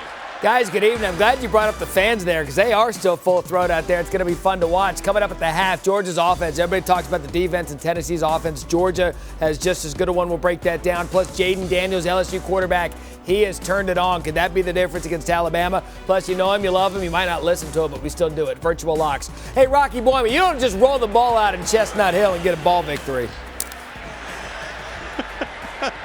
You most certainly don't, Matt. And Duke right now is putting it on the Eagles for sure. There's Moorhead dumping it off short to Broom. Get across the 30 to about the 33-yard line. Emmett Moorhead, first career start here tonight. Phil Jurkovec is out, has a knee injury. It's been a tough career for Jurkovec. By all measures, has NFL potential. And staying healthy has been his biggest problem the last few years. Yeah, it really has. And it's just been kind of just snake-bitten things that have jumped up injury-wise for him. And then also on top of that, it's just his offensive line is decimated this year. Has really hurt his development. There's a first down run for Broom. Maiusi will get the tackle. Jurkovec, he's a physical player that plays fearless. And, that's what makes him good, but it also comes at a price. It really does. And coming into the season, they thought they had a good offensive line, and they wanted to limit his contact. Maybe get him to slide a little more, but I just don't think that's who he is as a player. At some point, you are who you are, and he's going to run that ball, and it's effective, but you're going to have to deal with the injuries that are going to come along with that. Moorhead trying to move the offense and get a score here before the end of the half. Off balance throw to the sideline. I guess that's the smart play as Brandon Johnson was up in his grill. Of course, Johnson coming off that amazing week 2 weeks ago at Miami. It's incomplete, so second down and 10.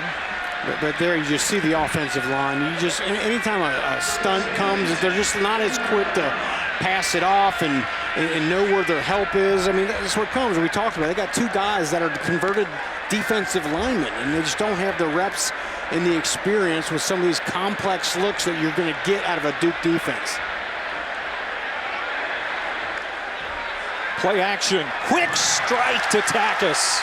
Beautiful play, George Takis. Into plus territory. They're going to mark him down at the 37 of Duke, 24 yards. It's finally good they got their big tight end Takis involved. The Notre Dame transfer shooting right up the seams, and Moorhead puts the ball right on the money for him. And he's a guy that just really opens up the playbook for this offense. With that Mayer kid at Notre Dame, he said, maybe he had to go somewhere else because he's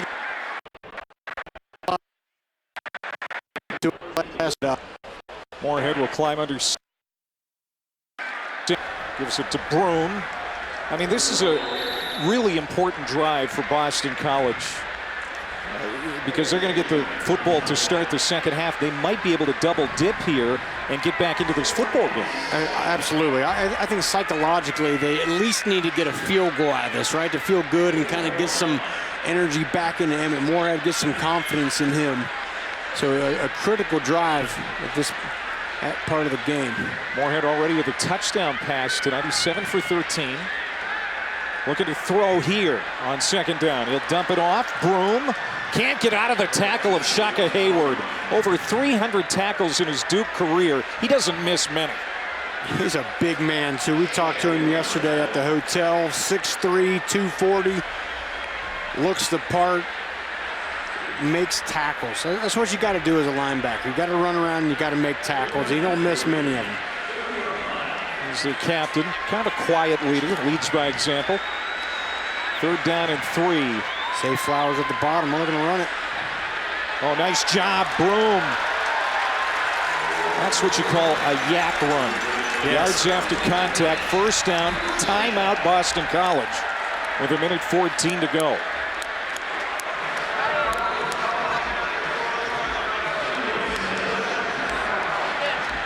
Alex Broom, rookie out of Nashville, Tennessee. That's the hometown of one Don Davenport. It is, yes. He actually coming off a state title and a Mr. Football Award winner at Lipscomb Academy in Nashville last year. So his high school coach, guys, at Lipscomb Academy is former NFL legend Trent Dilfer, who just raves about Alex. He said he's an NFL back. He can run with speed, power, sees things before they develop, and is next level in pass protection already. Said one of the smartest backs that he's ever been around. Guys, Alex scored a 30 on his ACT. His dad has been a Nashville Metro Public School head coach for decades, so he grew up around football. Now that's one of his best runs of the night, and that pass is incomplete as Moorhead took a strike to the end zone. Of course, he wanted Flowers. And you can tell that Duke's defense knows where Zay Flowers is, right? 2 or 3 times a night, especially down this area of the field. They're going to make sure they have a safety over the top and then someone underneath as well. I mean, that's hard for anybody to complete that pass. That's good defense. Number 0 is Chandler Rivers. He's the ACC Rookie of the Week after that Miami win, 6 tackles, a couple of pass breakups. Stepping up here, Moorhead does a nice job avoiding the rush, and again has to throw it away as he runs out of time. Dwayne Carter was chasing him. And we might have a penalty against Duke. Defense, number 94, 5-yard It penalty. is. Repeat second down. R.J. Oben was offside. That's good. It's going to help Boston College. And you can see Emmett Moorhead, good athlete, but he's not like Riley Leonard. Riley Leonard, you'd like to think, would have taken that thing off to the left side here and got some positive yards. So definitely more of a pocket passing guy. That's the 5th penalty against the Blue Devils.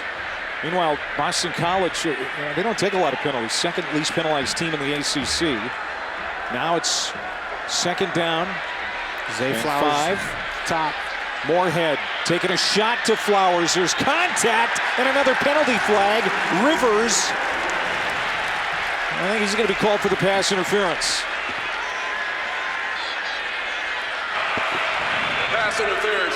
Number 0, defense. Ruled the ball is spotted at the 2-yard line. First and goal. See, I don't know. It looked to me like Zay Flowers got his left hand pulling on the defensive back here. Watch this. First of all, the ball's in a bad spot. That's got to be a back shoulder throw. And you look at Rivers, his eyes are back on the ball. He's making a play. To me, Zay Flowers' left hand pulled him down. I think they got away with one there. And this is the 2nd time that Boston College is going to have 1st down and goal to go from the 2 after a pass interference in the end zone. Last time they were able to score on a Zay Flowers 2-yard touchdown catch. And Flowers will stay on the field here. Got Flowers coming down the body. You got Joseph Griffin, who's got some height at 6'4" at the top of your screen. Moorhead lofts it to the end zone. Has a man caught. Griffin. Touchdown. Joe Griffin. Big score for Boston College. And Emmett Moore has been inconsistent tonight, but he's thrown a couple of beauties, right? He had the big deep ball toward the beginning of the game, and that was just an absolutely beautiful pass he threw up there to Joseph Griffin. He recognizes the height, puts it where the defender can't get it, right over the shoulder. That's a big-time throw, Clay. Beautiful touch. And the extra point for Connor Litton. And BC is within 10 with 50 seconds to go. And again, Boston College will have the football to start the 3rd quarter. And again, a confidence builder, putting the ball on the money to Griffin. And watch Moorhead. This will get you going. Yeah. See, there's the energy and excitement I wanted to see out of Emmett Moorhead all night. When we talked to Jeff Hafley yesterday, he said, I'm so excited about the future at that position because of Emmett Moorhead. Nothing against Phil Dracovic, and again, we've talked about his injuries, and it's unfortunate for him. But I think Hafley was excited about an opportunity to see Moorhead in a complete game scenario. And I know these fans are excited to see Moorhead. Absolutely. They know his pedigree and what he brings to this. And yeah, I mean, just to go back about Hafley, he's also excited to see Moorhead get a full week's practice, right, where he's getting all the reps. That hasn't happened all year, being the backup. And he's not been perfect tonight, but he's made a couple big throws that, again, just kind of, as a coach and even as a fan base, make you say, hey, this future looking pretty good here. Liam Connor to kick it deep for BC. This is Jalen Stinson. A couple of career kickoff return touchdowns, both last year. And not going to get to the 30-yard line. Dropped at the 29. That was the first of 2 tonight on ESPN2. Pac-12 After Dark coming up when we're done. Number 23, Oregon State at Washington. Both teams 6-2, 3-2 in the Pac-12. Roy, Andre, and Kark standing by to bring you that one when we're done here on Chestnut Hill. In Oregon State, I can't figure them out. They hold USC to 17 points, and then they give up 42 to Utah. I don't really know, but I know Michael Penix, Washington's quarterback, is having an exceptional year, close to 3,000 yards.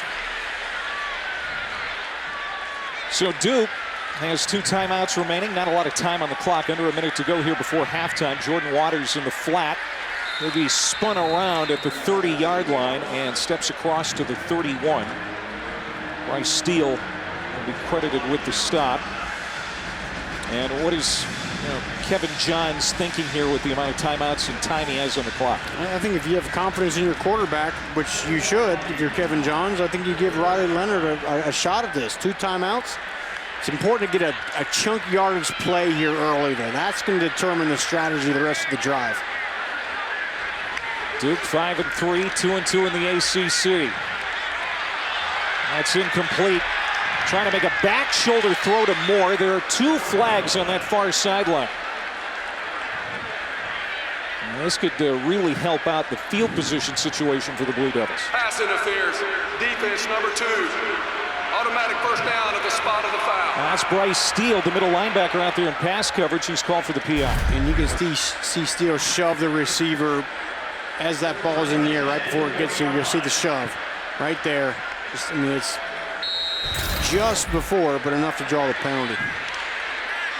Clock stops, 33 seconds to go before the half. First down and 10. Riley Leonard has time, now running out of it, and down he goes. Sacked at the 36-yard line, Neto Akapala, the sophomore defensive end out of Loganville, Georgia. And that was a rare mistake by Riley Leonard. They only rushed 3, so he thought he had more time. But credit the 3 rushers for Boston College for just collapsing that pocket and squeezing it down. He didn't have an escape lane and brought him to the turf, and that's going to be the end of the half. Yeah, that just changed the whole feel of that final 30 seconds. But Mike Elko and the Blue Devils will have a 10-point lead at the break, 24-14. Now we're going to send you to the halftime report. Matt Berry and Sam Acho. Throw in a Dan Mullen, and you've got yourself a ESPN College Football Primetime presented by Ram Trucks on a beautiful Friday night here in New England. 1 half in the books, 24-14, Duke leading Boston College here in this ACC clash tonight. Duke with a win, gets to bowl eligibility. Boston College trying to end a 3-game losing streak.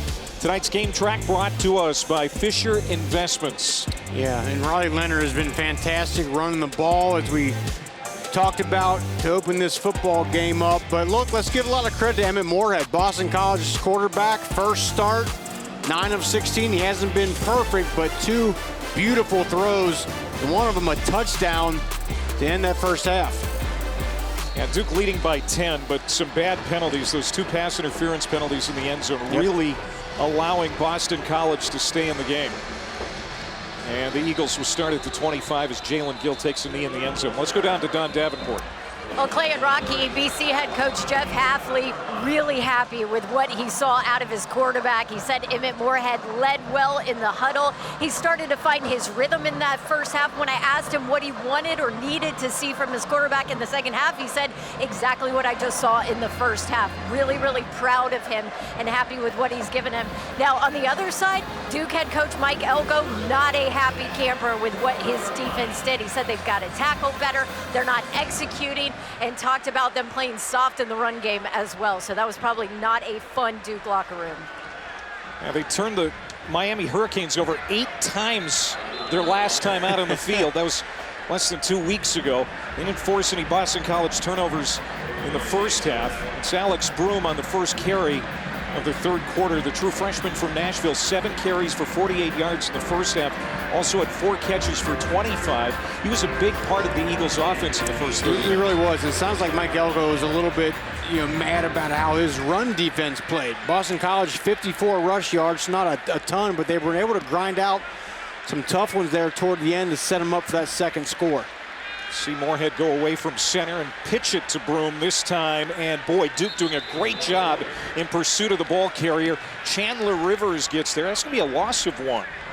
So now 3rd down and long for BC. That was a great job by that defense stringing that thing out.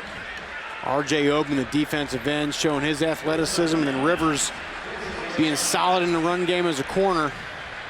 The scoring defense for Duke. They allowed 40 points per game last year. Now just 22 points per game. lot of credit goes to the defensive coordinator, Rob Smith.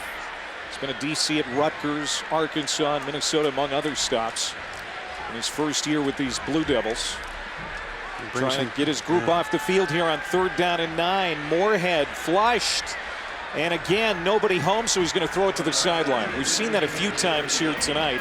And I guess that, you know, if you're watching your quarterback in his first career start, you'd rather see that than him throwing something lame over the middle that gets picked off. Yeah, you don't want to see him just throw a ball up for grabs in the middle of the field. But I think you got to give a lot of credit there for, sounds like Mike Elko's speech at halftime getting on his defense to work. They came out and played great, shut down a couple runs, and then just creating the pressure on Emmett Moorhead, giving him nowhere to go, and just, you know, he's not going to be in sync and have as quick a delivery with that ball that brought the pressure and forced a bad throw.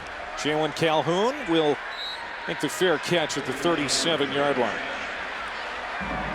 Riley Leonard went 10 of 16 for 107 yards and a touchdown pass in the first half, but it was that 60-yard touchdown gallop on the opening series for Duke that really set the tone early for the Blue Devils. It really did. Just kind of sucked the energy out of the place early on. I mean, I'll give BC credit. They're hanging around. It's still a 10-point football game, but in the second half, they have got to limit Riley Leonard's production on the ground. It's been fantastic all year, and he's shown it here tonight.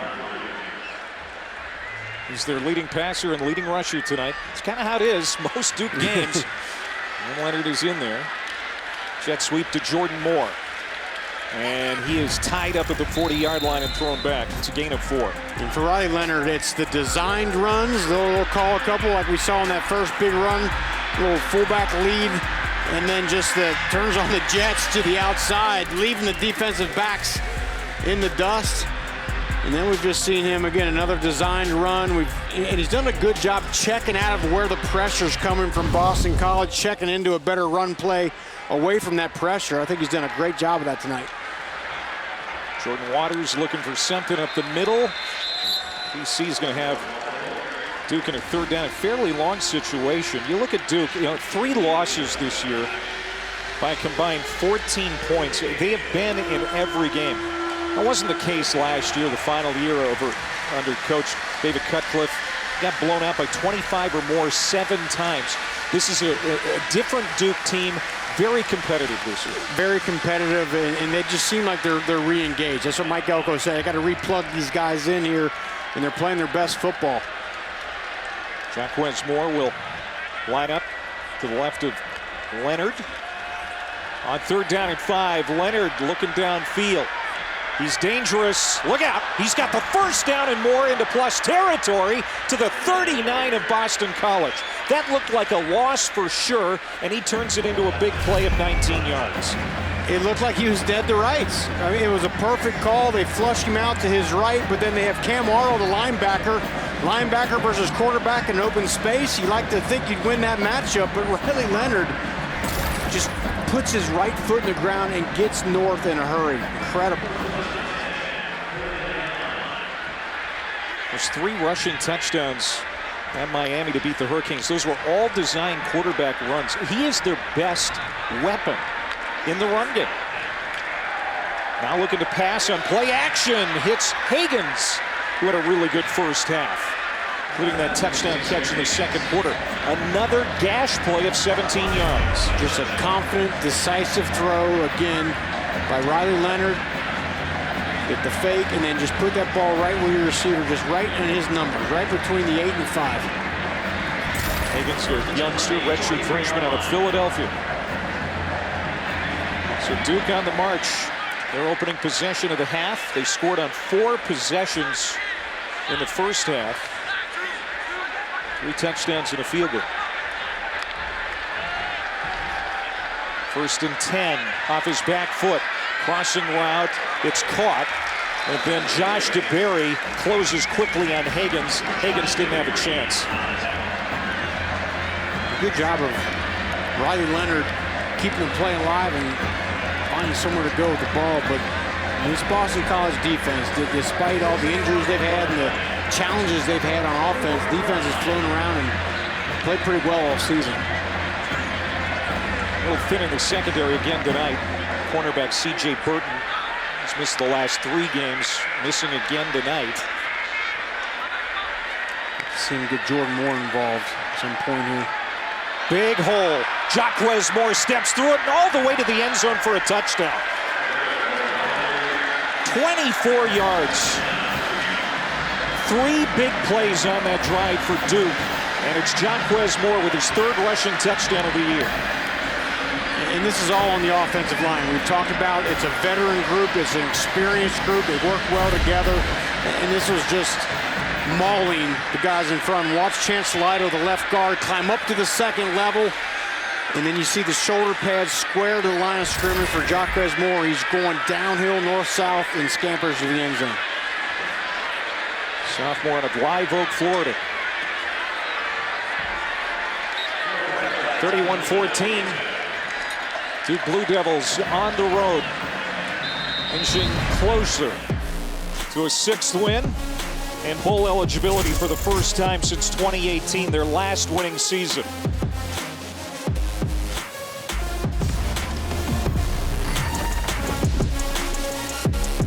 Eat, play, eat, play, eat, play. Combo! Dave & Buster's Eat and Play Combo is back.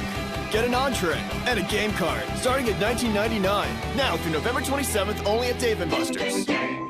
Didn't Illinois just pass some new law? They're essentially eliminating cash bail for almost everything dangerous. Secondary murder, arson, so you can light a guy's house on fire, get right out of jail. Drug-induced homicide, robbery, kidnapping, aggravated battery, burglary, intimidation, aggravated driving under the influence, fleeing and eluding drug offenses, and threatening a public official. No bail. What? Yeah, they're f***ed. You're watching the ACC on ESPN. BC goes 3 and out on its opening possession of the second half. What does Duke do? 6 plays, 63 yards, and 325.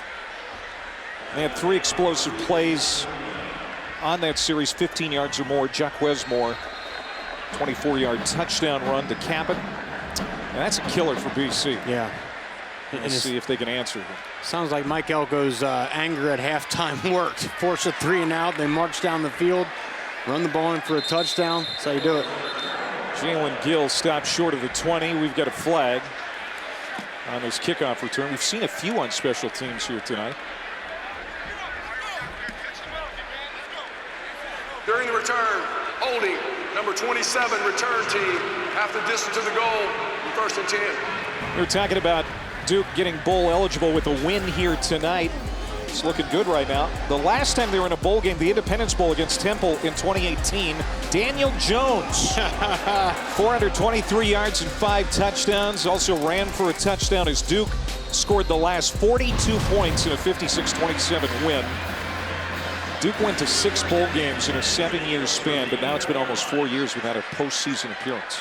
Daniel Jones really playing well for the Giants Sure here. is. Mike Elko and the Blue Devils trying to change that trend. They'll stop Pat Garwo after a short game. Cam Dillon making that tackle. I think the more Duke can do that, just force those runs to go east-west. This is a BC running team that wants to just go downhill, go north-south, and you can force Garwo and company to the sideline to run laterally. It's going to give you a good advantage. Emmett Moorhead, first career collegiate start. First start since he was a junior in high school. A prep school in Virginia. Steps up. He's not going to get out of the grasp of Dwayne Carter, who's been everywhere tonight. Nicknamed Mr. Duke. He's kind of the face of the defense, really the face of this Duke program. And what an exceptional effort by Dwayne Carter. He rushes, he bull rushes the guard back. I mean, this is a pancake. Falls to the ground, gets up, and makes the sack. I mean, you mentioned the face of Duke. I mean, that's a play they're going to replay about 18 times tomorrow in film to say, this is how you play Blue Devil football.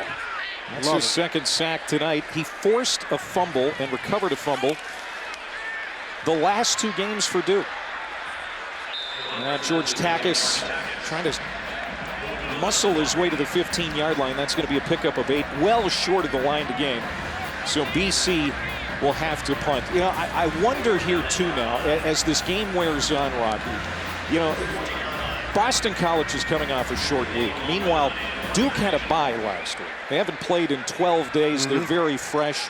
You know, the longer this game goes on, it really plays into Duke's favor. No, you're absolutely right. I mean, just the fact that Duke was able to rest, was able to concentrate on the game plan for an extended period of time. Now I would say for Boston College, you have an embarrassing loss against UConn. You want to get that bad taste out of your mouth. You want to come play quick, but you're right. The wear and tear as this game goes on, it might start showing its effects. Danny Longman getting a turn to punt for BC as he and Candotti have been going back and forth. That's a 32-yard punt. Really good field position again for the Blue Devils when we come back. 31-14, Mike Elko's team has the lead, but doesn't look like he's satisfied with it right now. He wants more. Eat, play, eat, play, eat, play. Combo! Dave & Buster's Eat and Play Combo is back. Get an entree and a game card starting at $19.99. Now through November 27th, only at Dave & Buster's. Didn't Illinois just pass some new law? They're essentially eliminating cash bail for almost everything dangerous. Secondary murder, arson, so you can light a guy's house on fire, get right out of jail.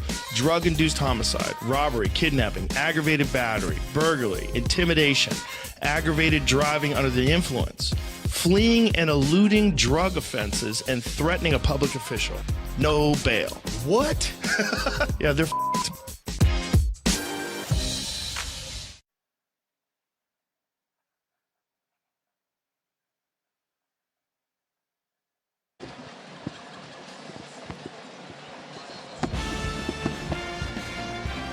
Well, here's tomorrow's Week 10 college football lineup on the ACC Network and the ESPN app. Drake May and number 17 North Carolina taking on Virginia at noon Eastern.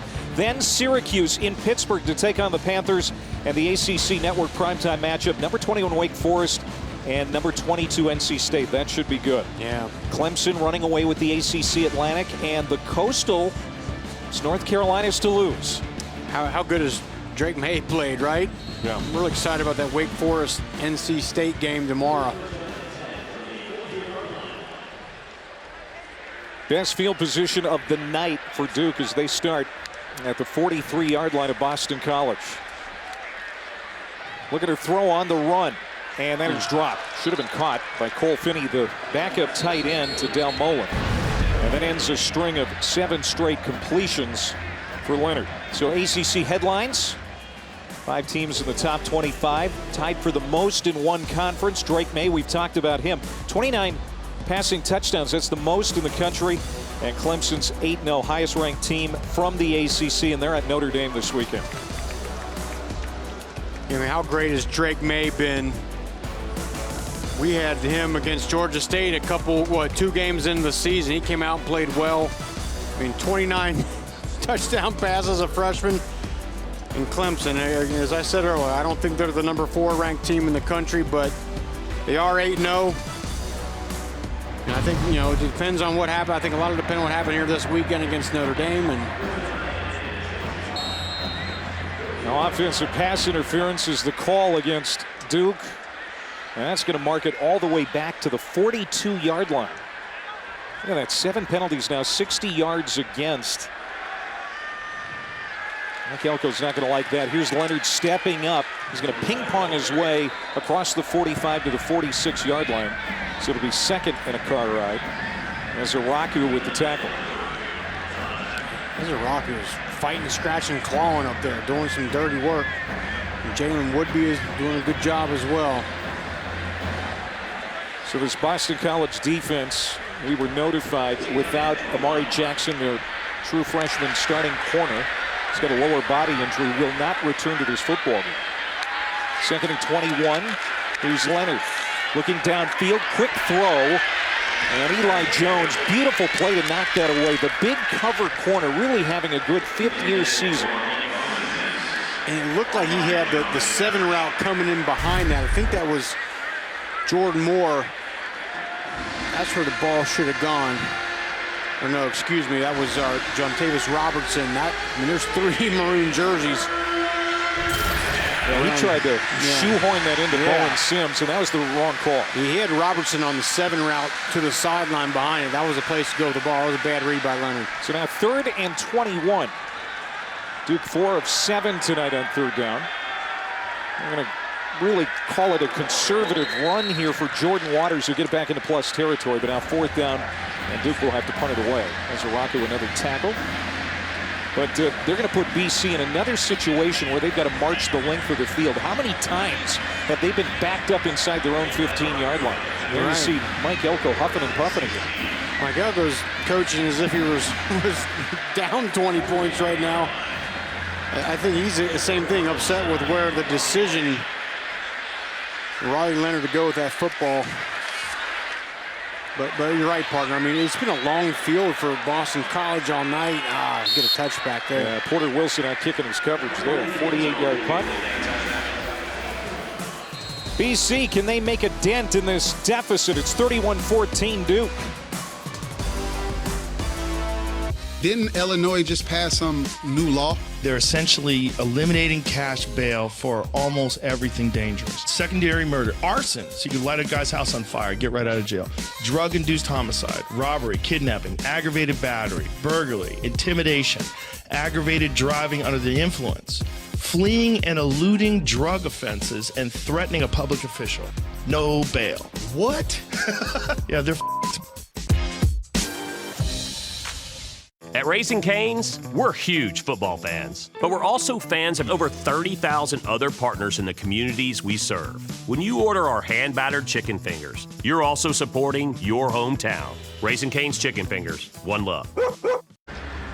There's Jeff Hafley, 43 years old, 3rd-year head coach at Boston College, 6 wins each of the last 2 seasons. This year has been a struggle, and he is acutely aware of his critics. But when we talked to him yesterday, Rocky, he's not making excuses.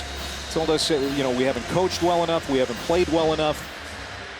But he still thinks the future's bright here. I think so. And look, I think you do got to be real with yourself and talk about the injuries at the offensive line. It's just been, unbelievable how many they've had. There's his rookie quarterback right on the money to Zay Flowers. Dropped it. Oh, he dropped it. Oh, my. He had it, and that's the second week in a row he's dropped it. Now they may say ground caused it. So it's a catch and a fumble out of bounds, so Zay Flowers gets a big break. And it comes from the opposite side of the field. Initially, he grabbed, let's see if he was able to hold contact through. I guess not even going to look at it. And now Zay Flowers with a catch over on the near side. Chandler Rivers quickly wraps him up. Flowers such a sure-handed receiver, and we've seen that come into question the last couple of weeks. We have against UConn, right? He missed one down the sideline that would have changed the tide of that game, tied it up. But there's no question how dynamic of a player he is. And the more times they can get the ball in his hands, the better. I'll go back to the ground game here on 2nd and short. Jamion Franklin, Notre Dame transfer. First time we've called his name tonight. And now it's going to be a 3rd down situation here for BC. Duke is going to do a wholesale change, about 5 guys. I don't know if they're going to get lined up. No penalty markers. Oh, it's overthrown by Emmett Moorhead. He had Broom, but couldn't hit him coming out of the backfield. And so now 4th down and 4, and we'll see what Jeff Hafley decides to do. And that's one where Duke brought pressure, but Emmett Moorhead had time. He just rushed it a little bit and forced a high throw. So I think at this stage of the game, Hafley's saying, look, this is probably some of the best field position we're going to have here tonight. We're going to go for it. I think you got to find number 4, right? He's going to the top of the screen. Of course, Duke should know where he is. Duke showing pressure. Here they come. Moorhead off his back foot, lofting it for Griffin. Battle for the ball. He got it. What a catch by Joe Griffin. Man, he has been good tonight. Went over the top of Tony Davis and reeled it in. Keep the drive going for BC. The future is bright at BC, right? Joseph Griffin with his 2nd amazing catch tonight. The concentration in the air. That's well covered. Can't ask for much more. And now Moorhead wants to throw again, serving, and now just running. And that's not his best gift. They don't want him running a ton. He doesn't excel at that, but we have seen his touch here tonight. I mean, some of these throws from Moorhead have been, scraping the ozone layer, and they come right down in the bucket. Yeah, I mean, he has some beautiful ones. Now, again, some that have got away from him, some that have been a little high, but you know, you see the potential, right? Yeah. I mean, those are big-time throws. And that's knowledge of your wide receiver and realizing he's 6'4" and where to put the ball in the outside part of the field where only he can get it toward the sideline. So that was a 2-yard loss on their run from Moorhead. Here's Garwo now up the middle, a big-bodied running back out of Levittown, Pennsylvania.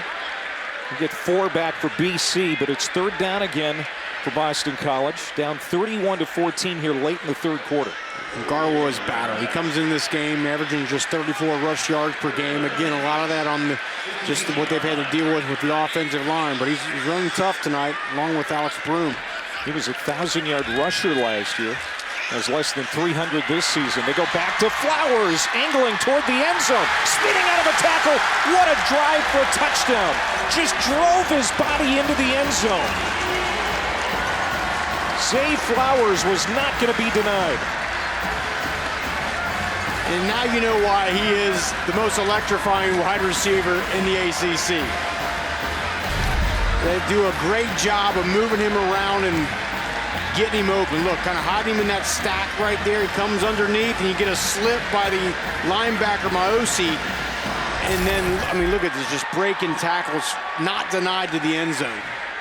Second touchdown catch for Flowers tonight. His 8th of the year. They're going to look at it again. Maybe they think his knee was down before he got to the goal line. We'll see. I guess that'd be about the only thing to figure. Can they clear everything out deep and allow him just space and opportunity underneath? And the spin out of a couple defenders. That's a touchdown to me. Or his right hip hits the ground. That ball looks to me like it breaks the plane clearly. As important as that touchdown drive for Boston College was at the end of the first half, this has the potential to be just as important. It is, and when you're facing a team that only has 2 wins, and you know you should come in and win this game if you're Duke, you let Boston College keep hanging around. You can't knock them out. You know, they just continue to gain energy as this game goes on. And I think number 4 is starting to feel it. That was an excellent drive by him. Review, the ruling on the field stands. Touchdown. And now Boston College an extra point away from getting back to within 10 points. Zay Flowers, he's going to be a high draft pick in the NFL. Boston College hasn't had a wide receiver drafted since 1987 when the Cowboys took Kelvin Martin drafted. In the 4th round. Amazing. They haven't had a wide receiver drafted since '87. 35 years. Ball start. Number 72, offense. 5-yard penalty. Repeat the down. Now this is going to make it more like a field goal attempt for Connor Litton, who's, let's be honest, he's been a little inconsistent in the place-kicking game this year for BC. Missed a 43-yard field goal last week against UConn. This is just for an extra point after the 5-yard penalty. But it's true. And BC is within 10 again. Let's take a look at our drive recap brought to us by Oral-B. And Boston College just keep hanging around, and it's Zay Flowers. He got things started early, getting him involved, lining him up different places, getting rub routes going, deep catch there. That was a great chunk yardage play. And then Joe Griffin on 4th down, putting the ball in the outside part of the field, perfect spot. And then Zay Flowers just get the ball in his hands. So dynamic. 3 white jerseys around him, can't bring him to the ground, punches it in for the touchdown. Hey, as this game wears on, it's pretty obvious that Emmett Moorhead is starting to get into a rhythm. Product of Episcopal High School in Virginia. We said it before, he did not play his senior season because of COVID back in 2020, so he went a little under the radar. ends up at Boston College, and this is his first start at the position since he was in high school. It didn't start well for him tonight, but he's coming around now. Here it is, look at this. And well played by the hands unit. Fair catch. That was well done by Duke to avoid something disastrous happening. And they're going to have great field position again.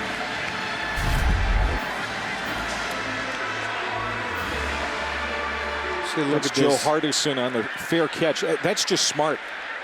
It was. That is a heads-up play. You know, because then he's not going to get hit. You can't go ahead and drill him. Now, if that ball had been popped off the turf, he wouldn't have been able to fair catch it. But Jeff Hafley rolls the dice and doesn't come up there. Their last drive started at the 43 of BC. Great field position again right at the midfield line. Jaquez Moore in the backfield. Riley Leonard in this Duke offense, which has racked up 327 yards of offense tonight. It will be more, and nothing doing. Going to be no gain for the running back. This week's featured ESPN college football game is a dandy. How about Alabama and LSU? Always great when they get together, but this is a head-to-head top 10 in the SEC West. Coverage begins tomorrow night, 7 Eastern, 4 Pacific on ESPN. And I think we'll find out a lot about Alabama. You know, they had that they just squeaked by Texas A&M, who's a 5-loss team, but they have a win over Mississippi State, Arkansas, close loss to Tennessee. Leonard zings it out to the far sideline, long throw, and Moore made the catch, kept his feet in. And he's out at the 45-yard line. 5-yard gain. Jones was there in coverage, so another third down here for the Duke Blue Devils. I think if you're Duke, you've got to find Jordan Moore, the converted wide receiver, played quarterback. He's at the top of the screen up there. He's probably your most electrifying player at the wide receiver position. They're in a bunch formation here. Third down and 5. Moore will shift into the backfield. Stepping into this throw, Leonard. Is it caught? Yeah, that's going to be a catch. And it's going to be enough to move the chains. Right at the sticks, that was hauled in. A great route concept drawn up by Kevin Johns, the offensive coordinator. In a triple set there and just spreading the field out. And look at the ball placement. Low into the outside, away from the defender. That is a big-time throw by Riley Leonard for the first down. And he goes to his best receiver in the unit, Jalen Calhoun, to get it done, and he does. Calhoun in motion on the near side. Here's Riley Leonard on first down. Throwing it to Calhoun again. It catches it at 18-yard line. Quickly brought down to the turf, but a gain of 21. And now it's Riley Leonard's turn to drop dimes on this defense. I mean, Calhoun just slips in between two maroon jerseys, and Riley Leonard just drops it in the bucket. You know, just when you start to talk about, you know, his running ability, which is dynamic, he's put together, those are 2 nice throws in a row. Now, Leonard closing in, by the way, on 100 yards rushing tonight. He's at 97. That's a touchdown run. He's going to keep it here. Looking for room along the sideline, and he gets out near the 10-yard line. DeBerry escorts him out. But just the patience of Leonard when he does run the football is impressive to watch. It looks like a crossover, right? Don talked earlier about how great of a basketball player he was, and he's got some moves. For a guy who's 6'4", 215 pounds, he's got some juke to him. So he's averaging over 11 yards per rush tonight. Of course, a big reason for that 60-yard touchdown run 6 plays into this football game tonight. Got Duke out to the early lead. 2 for 2 in the red zone. Final minute of the third quarter. Duke looking to add to the lead.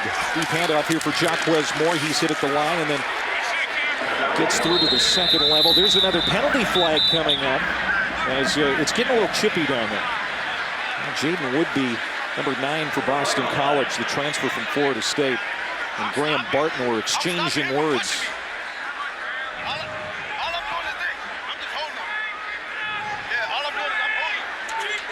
Now it's going to be a first down for Duke. Illegal hands to the face. Number 9, defense. Half the distance to the goal. Automatic first down. Jaden Woodby.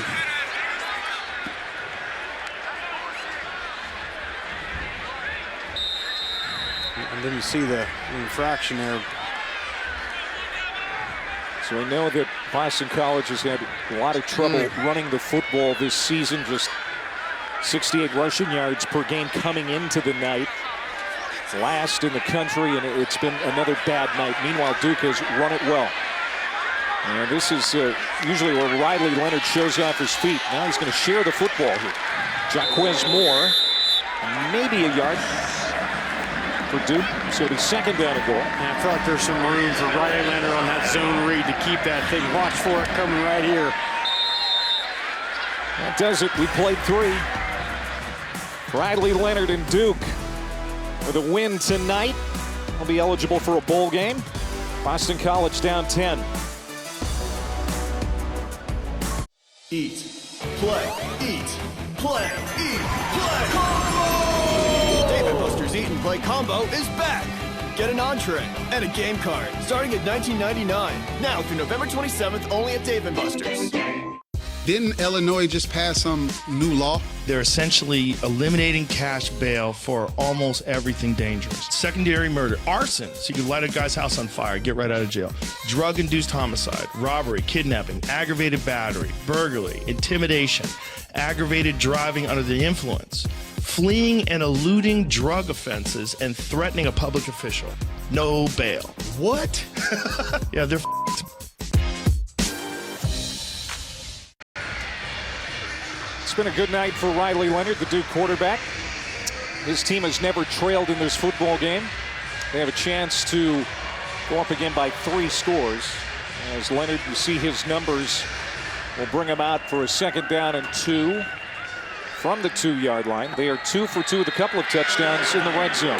You got to watch him keeping it here. He's been handing it off. He could pull that ball and sneak the outside. You got to watch it if you're Boston College. 2 tight ends to the far side, and there it is, Leonard giving it, and it is Moore. Stopped.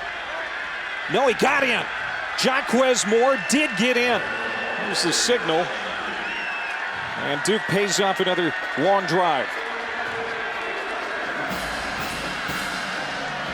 Yeah, Jaquez Moore was just not going to be denied on that. He was basically spun around and backpedaled into the end zone. Takes a shot, keeps driving the legs, and he ball crosses the plane before he hits the ground.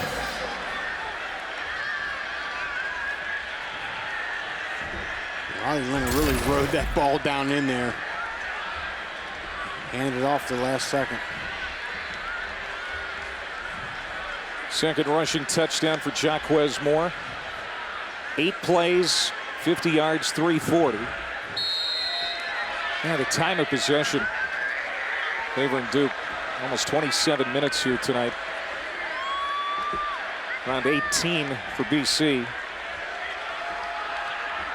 And the extra point from Todd Polino is good. 38-21 now, Duke on this Friday night in Chestnut Hill.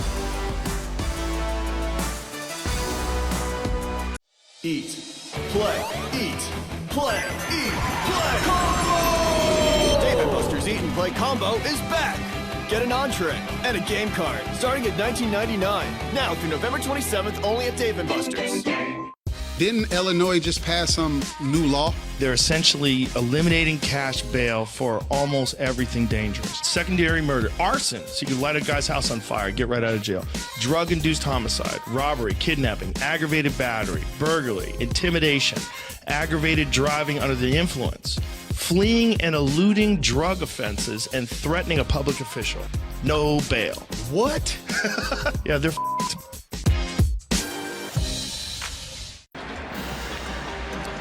Second touchdown of the night for number 20, Jaquez Moore.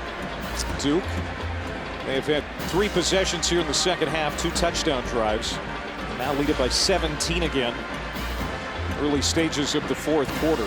And you can kind of get the feeling that this BC defense really starting to get fatigued. Yeah, absolutely. We talked about it earlier, a short week for them where Duke had a bye week last week to rest up and get prepared for this game. Let's go down to Don Davenport.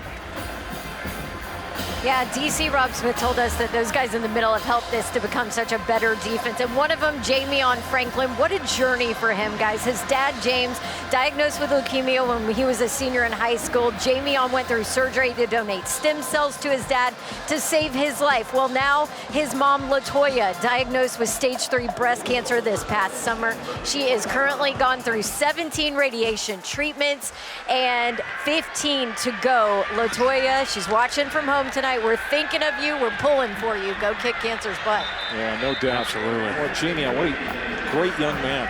Yeah. Selfless. As George Takis was the intended receiver there. There's Jamion. He's 6'2", 311 pounds, redshirt senior, Notre Dame transfer. So fitting in with his new surroundings at Duke. They love him here. Yeah, he's part of that. You know, we talked earlier about the spine. You got to be good in the center of your defense, defensive line, linebacker, and safety. And along with Dwayne Carter, he's the guy in the middle. Touchdown drive for BC on their last possession. How about Moorhead ducking away from that sack? And that is caught at the 45-yard line. What a catch. Dino Tomlin, that's Mike Tomlin's son, getting his first touch of the night. A 30-yard hookup with Moorhead. And Jamion Franklin just missed him. Comes through. A great swim move, but Moorhead, you know, ducking down, evading the sack and throwing a beauty to Tomlin. Wow. Made some nice throws tonight. Dino Tomlin, transfer from Maryland. Big play on his first target of the night, down to the 46-yard line. Dwayne Carter wrapping up the ball carrier. That's Garwo. And just the touch again of Emmett Moorhead's passes. Like you said, not all of them, but several of them tonight have been like that last one to Tom. And I just feel like his body language now versus what it was at the beginning of this game. I mean, I commented, I was like, look, he looks like, I'd like to see more energy and excitement and killer instinct out of him. I feel like you're starting to see that now, and it just shows you what having some success can breed into you. First start of the year, Phil Jakovic is out with a knee injury this week.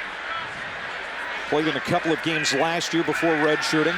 This is his first real competitive action as a BC Eagle, and he's on the hoof here. He'll step out at the 36-yard line of Duke, escorted out by R.J. Oben and Shaka Hayward. Smart play there. You know, again, he's not a blazer like Riley Leonard maybe, but good athlete. Didn't force the ball downfield. Do you think offensive coordinator John McNulty feels a little bit more comfortable doing some different things now that he sees what Moorhead has done as this game has progressed? Yeah, look, any coach, he's got to go off, you know, your resume, right? What have you done? And if you've made some plays, okay, we'll give you a little bit more to do. I think you're starting to see that. Because he did say he was going to make it pretty simple for him to start. Ooh, now this is going to be close. I don't think he's got it. I think we're going to have a fourth down situation here for BC as Cam Dillon kept Garwo from picking up the first down. So fourth down and a short one. Moorhead trying to draw Duke off. They will snap it. Naked boot. He's going to dump it off for Tomlin. That's a first down. Beautiful play design by the offensive coordinator and well executed. I didn't love that play, but it worked, right? I mean, I think if that were Phil Dracovic, he slams that thing up inside. But look at the touch. Right over the outside hand of Shaka Hayward. You didn't like that. I loved it. Because it worked. Now here's Moorhead, wafting it into the end zone again, looking for Joe Griffin, and he's got it. Touchdown. Joe Griffin having a night. That is his second touchdown catch. I don't know, folks, we may be looking at the quarterback of the future here for Boston College. I don't think there's any question about it. His fourth touchdown pass tonight. Confident in the pocket. He knows where he's going the whole time. And again, throwing it to the outside shoulder. I mean, that's what you do. In man covers, throw that ball to the outside part of the field where the defender can't make a play on it. And Joe Griffin, the freshman, showing great ball skills. Back to a 10-point game as BC is getting quite a bit from their youngsters, freshman to freshman, Moorhead to Griffin, who is a Zay Flowers understudy, looking like Zay on that catch.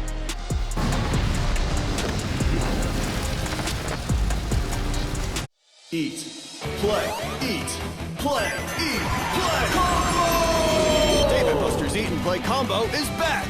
Get an entree and a game card starting at $19.99. Now through November 27th, only at Dave & Buster's.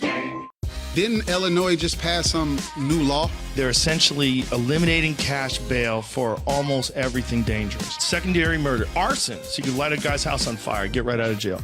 Drug-induced homicide, robbery, kidnapping, aggravated battery, burglary, intimidation, aggravated driving under the influence, fleeing and eluding drug offenses, and threatening a public official.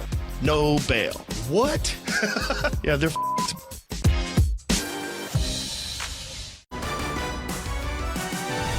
ESPN College Football Primetime is presented by Ram Trucks, built to serve. Beautiful downtown Boston. Clay Matvick, Rocky Boyman, Don Davenport back here for this ACC showdown between Duke and Boston College. 12:07 to go. Boston College back in this football game, down just 10. What a night for Joe Griffin. The true freshman wideout came into the night with just 12 catches on the year. He's got 4 for 90 tonight and 2 touchdowns. It's been fantastic. And what was that stat you threw out earlier? Boston College has one wide receiver drafted since 1987. Yeah. I got a couple good ones here right now. Tell you what. Now Duke has been great at responding after Boston College scored tonight. They'll have it at the 25. Well, the NFL Countdown crew has you covered for Week 9. Featuring interviews with Josh Allen of the Bills, Kirk Cousins of Minnesota. Kick off your Sunday with NFL Countdown, 10 a.m. Eastern, 7 a.m. Pacific. And the Monday Night Countdown crew gets you set for Ravens Saints starting at 6 Eastern, 3 Pacific. Both are on ESPN and the app. Jets defensive back Michael Carter, former Duke Blue Devil. Last week against the Patriots, 7 tackles, 1 tackle for loss and a pick. Getting her done. They got the Bills this week, right? Yeah. They have to do it again against Josh Allen. Yeah, it won't be easy. Riley Leonard. He's wrapped up and dragged to the ground by Cam Horsley, the defensive tackle. Well, you got to be quick because Leonard, if he scoots through there, it could be a big play. Yeah, I mean, that thing opens up here, and he just needs a little bit of daylight, and he shoots through it. What Duke is going to want to do here is take some clock and get down and score another touchdown. I mean, that's what they've been doing so well here tonight. They just settled the game back down in their favor by controlling time of possession. I mean, football is about responding, right? The other team's going to make some plays, but can you respond? The offense has done it all night tonight, but looks like they're going to have to because Boston College's offense has been putting some points on the board. That's a good run for Jaquez Moore. What a night for him. Batson makes the tackle, but give Moore 13 more yards on the ground. This is a run-driven team. Riley Leonard and then the stable of 4 running backs for Duke. We've seen a lot of them here tonight. They've all been productive. Yeah, Terry Moore would be, I guess, the exception. He had the 1 carry and got hurt on the play, and we haven't seen him since. But you're right, Leonard, Jaquez Moore, Jordan Waters have all had good nights in the backfield. They all have touchdowns. In fact, Jaquez has 2.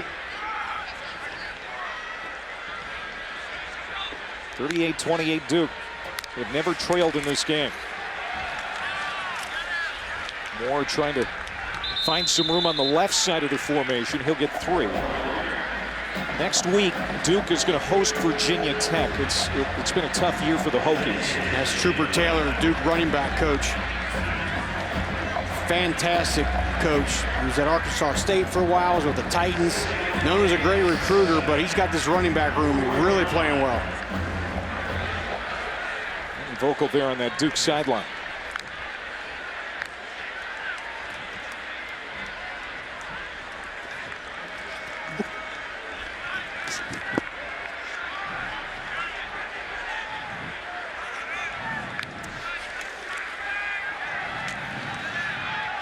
It's going to be 3rd and long here after the stop on that run for Moore as we go under 10 minutes.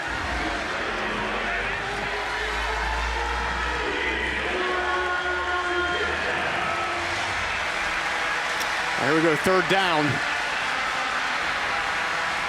Riley Leonard's done a great job tonight in these situations, finding Jalen Calhoun. Here it is at this bunch formation down the bottom of the screen. It's been really effective for them on third down. Good route concepts coming out of it.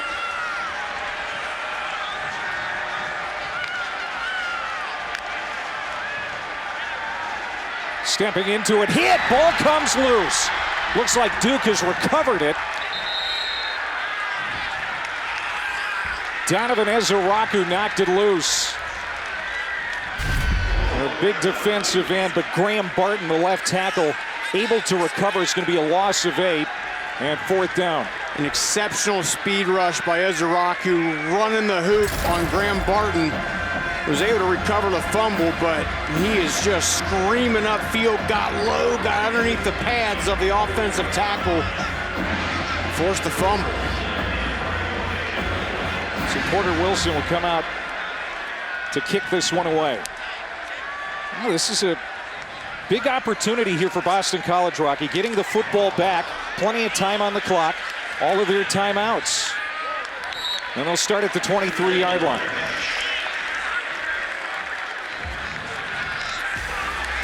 30-yard punt. Boston College has it when we come back. Rookie quarterback has played well tonight. Can they bring BC back here late? Eat, play, eat, play, eat, play. Combo! Dave & Buster's Eat and Play Combo is back. Get an entree and a game card starting at $19.99. Now through November 27th only at Dave & Buster's. Didn't Illinois just pass some new law? They're essentially eliminating cash bail for almost everything dangerous. Secondary murder, arson, so you can light a guy's house on fire, get right out of jail. Drug-induced homicide, robbery, kidnapping, aggravated battery, burglary, intimidation, aggravated driving under the influence, fleeing and eluding drug offenses, and threatening a public official. No bail. What? Yeah, they're f***ed.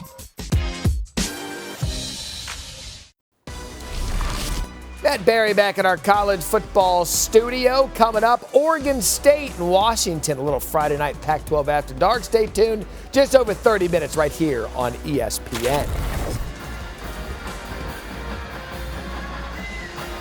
8:20 to go here, fourth quarter. Clay Matvick, Rocky Boyman, Don Davenport. We've enjoyed this game as it has played into the second half. We're now with 8 minutes and 20 seconds to go in the fourth quarter. And Boston College is feeling its oats. How about this run for Pat Garwo? First down carry, that's 11 yards, and they'll move the chains. And the story in the second half is Duke has just not been able to close the door on Boston College, right? They keep giving them opportunities. You start off the drive, first down run, and the confidence that Emmett Morehead is playing with right now is exceptional. He's made some great throws. He's got to make a couple more here late in this game. BC has to win tonight and the remaining 3 to be bowl eligible. Pat Garwo, pretty good receiver too. Boy, look at that hit. Thrown by the running back. I mean, he's powerful, 5'8", 208 pounds. That's a gain of 8. Clay, ball disruption is really the culture for this Duke defense. Like Jamion Franklin told me, takeaways preached every day. It's the first thing they do after warm-ups. They have 0 here tonight. This is a frustrated D. Yeah, and they forced 8 their last time out against Miami, a program record, none tonight. How about that run for Emmett Morehead? Keep the drive going. And they're going to mark it down at the 46. You're seeing a quarterback grow up right before our eyes, right? Comes in, not a lot of experience. We talked about both coaches yesterday. Jeff Hafley, John McNulty talked about how nervous he was, but he has calmed down. He's settled in. He's playing great.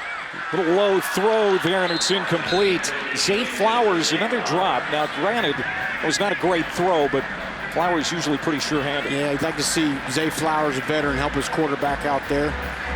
It's the 10th time Flowers has been targeted tonight. He's had 5 catches, a couple of touchdowns. Certainly, they've done a better job getting Flowers involved in the offense. That really was a problem at UConn. And a big reason that they lost, they didn't have enough Zay Flowers. Yeah, couldn't. I mean, 2 catches for 35 yards. He's been better tonight, but down the stretch, number 4 is going to keep you in this game. 2nd and 10, Morehead. That's another incompletion. And Jalen Gill, the intended receiver.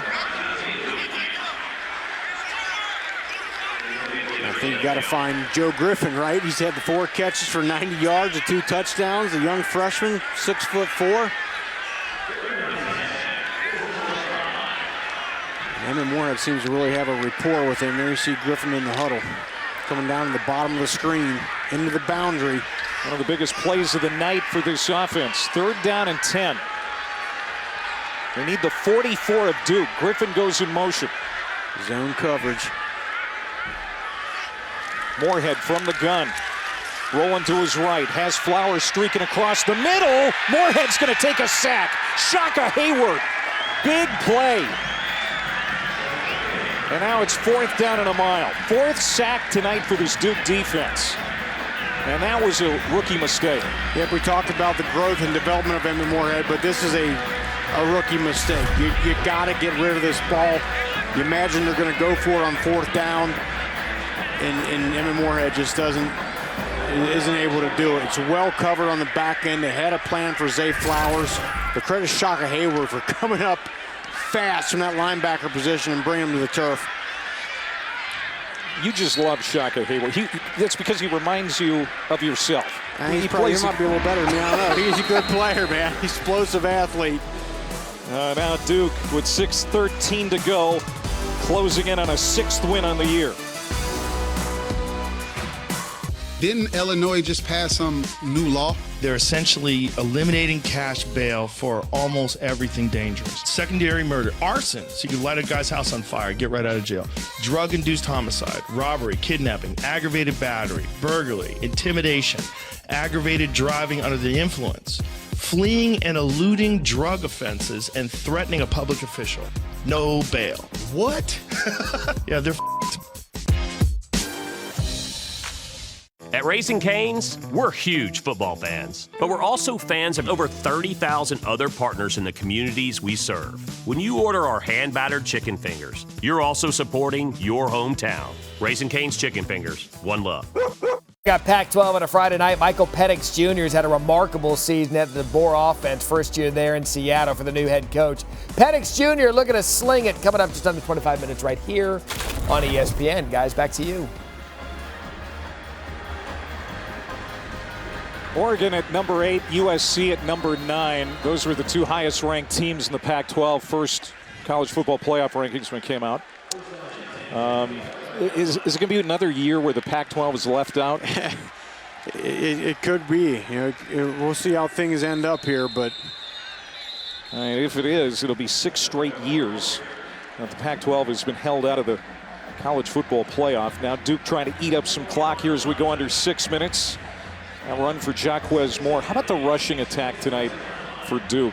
Came into the night number 2 in the league at 205 rushing yards per game. They're way over that already, 230 now. Wow. 4 rushing touchdowns. And we talked about you got to worry about a stable of 4 running backs and Riley Leonard, who may be the most dynamic of all the runners out there, to just keep bringing in fresh bodies.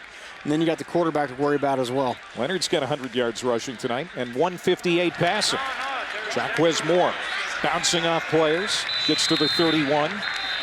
As that clock continues to churn down, Jaden Woodby will get the tackle there. And Boston College is going to spend one of their 3 remaining timeouts. And the time is really working against the Eagles here. You look at Duke, and they very easily could be 4-0 right now. They had heartbreaking losses back-to-back at Georgia Tech in overtime, and then lost to North Carolina when May threw that touchdown with 16 seconds left to beat them. So a couple of 3-point losses. You look at the remaining schedule. Virginia Tech in Durham next week. It's been a tough year for the Hokies under their first-year head coach, Brent Pry. They're 1-4 in the ACC. So that looks to be a situation where they can maybe pick up another win. At Pitt will not be easy, and they finish with Wake Forest, but certainly looking like a good year for this team. Absolutely. Coming out again, 5 combined wins. The previous 2 seasons already have 5. They close this one out, they'll be bowl eligible and a chance to win a couple more. Calhoun got a hand on it, I think. Lands incomplete. That's not BC thinking, all right, this isn't over yet.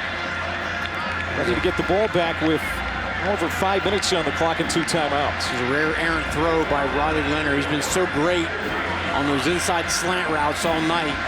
That one just kind of sailed away from him, but again, here we go. Boston College still has life. Jalen Gill, a lot of speed as a return man, waiting for this punt from Wilson. He's going to call for the fair catch. And around the 25-yard line. Now, it was a nerve-wracking night, especially before the game started for Emmett Morehead. First career start, but I think all in all, he's handled it well. Exceptionally well. You know, didn't start off great, but look, he hung in there. And again, as I said earlier, he's just developed confidence. You can see it in his body language as this game's gone on. The 4 touchdown passes, but maybe even more importantly, no interceptions, right? He's not turned the ball over and can ill afford to do that moving forward here. He's got to be aggressive, but not reckless with the ball. He's going to get it out quickly to Flowers. Immediately wrapped up after the catch. Gain of 8 on first down. You know, when we talked to Jeff Hafley and offensive coordinator John McNulty, they were worried about his nerves. They said, he's really nervous. We hope he can settle in. Yeah, and I think you could certainly see he was early, but he's settled in. 2nd and 1.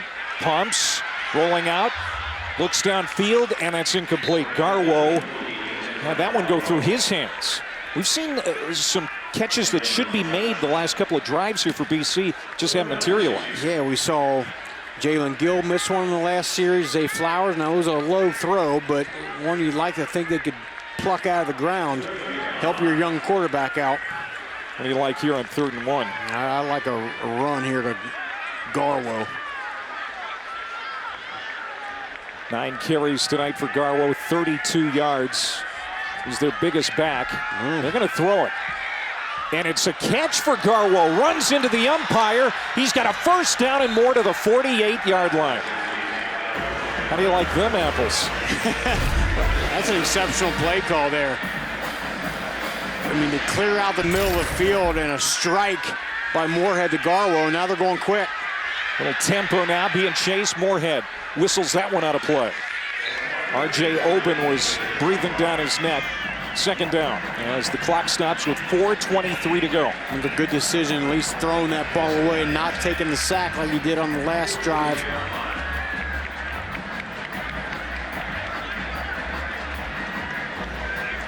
Emmett Morehead. Jeff Hafley said, you know, when he walks around campus, you just take one look at him and go, yep, that's the college quarterback. That's him, yep. Looks like it, looks the part. Joe Griffin down the bottom of your screen. It's been a connection for him. The tight end is going to get out of bounds quickly, George Takis. I don't think he's been involved as much as he would like to have been here tonight, but again, he's just coming back from injury. Yeah, just coming back, but it's certainly good to have him. I mean, there's some weapons on this offense. Now we've seen a couple emerge tonight. Joe Griffin, Jalen Gill, along with Flowers, Takis. 3rd catch for Takis tonight. On 3rd and 4, Morehead trying to keep this drive going. That's off the hand of Garwo as he came across the back of the 2 linebackers. And now it's 4th down, and it's go time. Just a little bit outside the reach of Garwo. Couldn't come up with it here. And I think you got to draw up a play for Zay Flowers, right? You're going in your playbook here. No, Zay Flowers is out. So that leaves now, you got Joe Griffin at the top of the screen into the boundary. Flowers must be nicked up. Yeah. This is a play you'd expect him to be in on. 4th and 4. Dude looks like he's bringing the house here. Drew Kendall, the snapper. He's trying to communicate, gets the snap off. It's low. Morehead is heated up and down he goes. Darius Joyner on the blitz is going to end this game essentially. 5th sack for this Duke defense. And what a gutsy call by Rob Smith, the defensive coordinator. Pressure moment, you bring 6, you bring Darius Joyner off the side, he's unblocked. I mean, Garwo has to come up and pick up the linebacker. No one picks up Joyner, and that's one where Emmett Morehead has got to find a way to get that ball out of his hand. He just doesn't have the experience yet. That didn't look right from the get-go for the BC offense. The center, Drew Kendall, seemed to be confused about coverage up front And the timing was off. It's just something wasn't right. The whole thing. And again, that we go back to what we've discussed all game, and that is an offensive line that you have different pieces in there every week. You got the converted defensive linemen. It's just, you know, there's so much that has to happen non-verbally for the offensive line, and when you got to kind of talk those things out in a moment like that, you can't get it done. Probably see a lot of Jaquez Moore on this series now as they run it on first down. As Boston College has just one timeout remaining. Mike Elko spent time at Notre Dame, Wake Forest, and Bowling Green. And you mentioned it before, he draws from the guys he has worked for. Dave Clawson, Brian Kelly, Jimbo Fisher, some guys who have had a lot of success in this profession. And now he's got his first head coaching job. And everything that he's always dreamed about pulling together and the vision he's got for this program, he's out to a great start, ready to get win number 6 in his first year in Durham. I'll tell you what, you talk to people around this program, you talk to other coaches, and Mike Elko is a pro's pro. Everything is done top notch. Everything is, you know, high demand kind of situation. He expects a lot out of every one of these coaches and players. He runs a tight ship, but the results speak for themselves. They've led from the outset here tonight. That 60-yard touchdown run on the 6th play of the night for Leonard. He'll run it here, but slips down, and he'll take a loss. And another timeout. And that's the last one for Boston College. They can't stop it anymore. Let's go down to Don. Yeah, you guys talking about Coach Mike Elko. I had a chance to talk to a couple of players this week, and I asked them what he has brought to them, to this program. They talked about the winning mentality, the belief that this group has felt from that staff. And I have to tell you that I feel that belief in talking to those players this week. They think they can walk into any game and win. They talked about how they're not the same team they were last year. They're out to prove it to everybody. You feel that belief when you talk to the players, too, that they get from Coach Elko and the staff. Yeah, I agree with you, Dawn. It just seems like this program, you know, for the previous 2 years was just in a rut, like just in a bit of a lull, and he came in and rejuvenated this program, got them lifting, got these, you know, these players' bodies looking like how college football players should look, and really just reinstilled confidence in them, and they're certainly playing real hard for Mike Elko. Oh, Leonard going to be buried by Ezeraku. And it's now 4th down and 11 after that loss. The only thing Boston College doesn't have going on their side here right now is they're out of timeouts because there's still plenty of time on the clock. Ezeraku's made a ton of plays tonight. Sophomore, quick, agile, hit a sack strip earlier. And that's tough duty right there on there. You're that end that they're optioning, and he's got to be good in space, good quickness, and he shuts that play down. And Mike Elko saying, man, we just can't knock these guys out. Keep coming back. Porter Wilson will try to pin BC deep. Bad punt. Yeah, short. It's going to take a good Duke roll, however. And how about Gill? Try to return it. They'll get 3 yards, and BC will have it with 2:44 left. Let's go to Matt. All right, guys, exciting finish coming up there. Rome Odunze coming up. Oregon State, Washington. Who doesn't love Pac-12 on a Friday in Seattle? Even better, one of the great atmospheres in the Pacific Coast. That coming up just under 15 minutes right here on ESPN.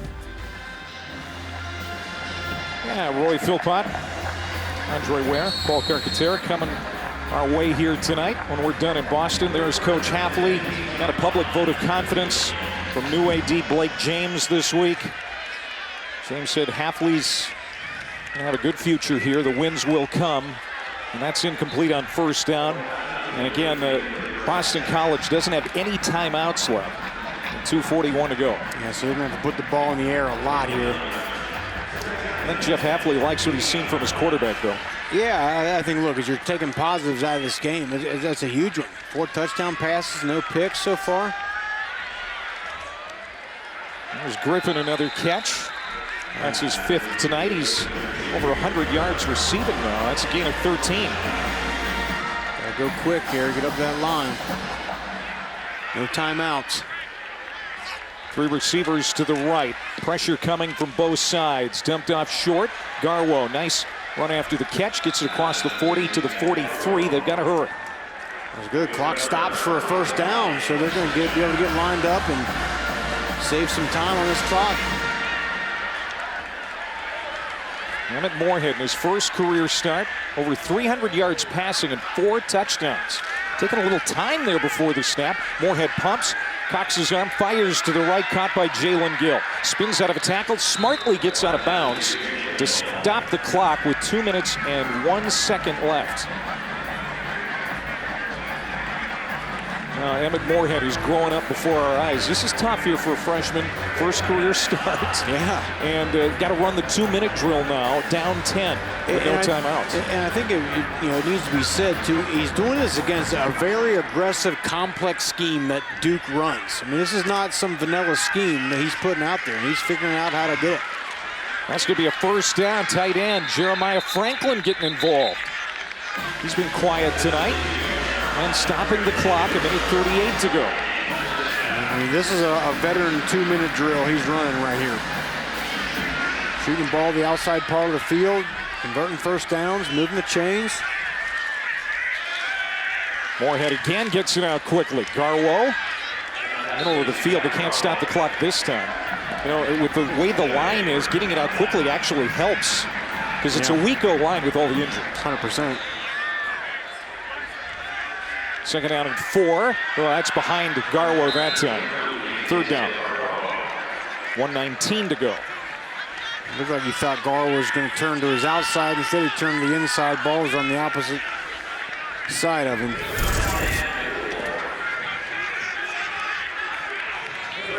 Oregon State, Washington coming up as soon as we're done here on ESPN2. Week 10 of the college football season. Can't believe it's November already. It's amazing. It's going to be a great week. So many good games coming our way this weekend, including Clemson and Notre Dame in the ACC. Stepping up, Morehead. Wow, he looked like Djokovic on that run. First down for Boston College. They're fighting to the bitter end. Fighting to the end, yeah. You know, probably don't want your quarterback back up taking shots like that, but look, he wants to do what he has to do to lead this team. Morehead stepping up. Still looking downfield. Now he's going to tuck it. And slides at about the 22-yard line. Yeah, he slid before the sticks there, so that clock's going to keep ticking. I think at some point you got to throw a shot in the end zone here, don't you? I was thinking that a couple of plays ago, quite frankly. Morehead. That's a low throw. Was it caught? Yeah, how about that catch for Garwo? And again, in the middle of the field, can't stop the clock, no timeouts. Stop it for the first down. This is going to be the 11th play of the drive. Morehead, there's the shot to the end zone, and it's incomplete. Intended for Takis. So, quick question. Interesting, they're going to kick here. Wow. On third down? No, on second down. They're going to kick. So they're going to try and get this now and then go for the onside kick. That's smart. Yeah, it is. You need 2 scores, so kick this one in. Connor Litton for 3. Did he get it? You bet. This is interesting. We have already seen an onside kick attempt here tonight from Boston College. It didn't materialize earlier in the game. They really need this one.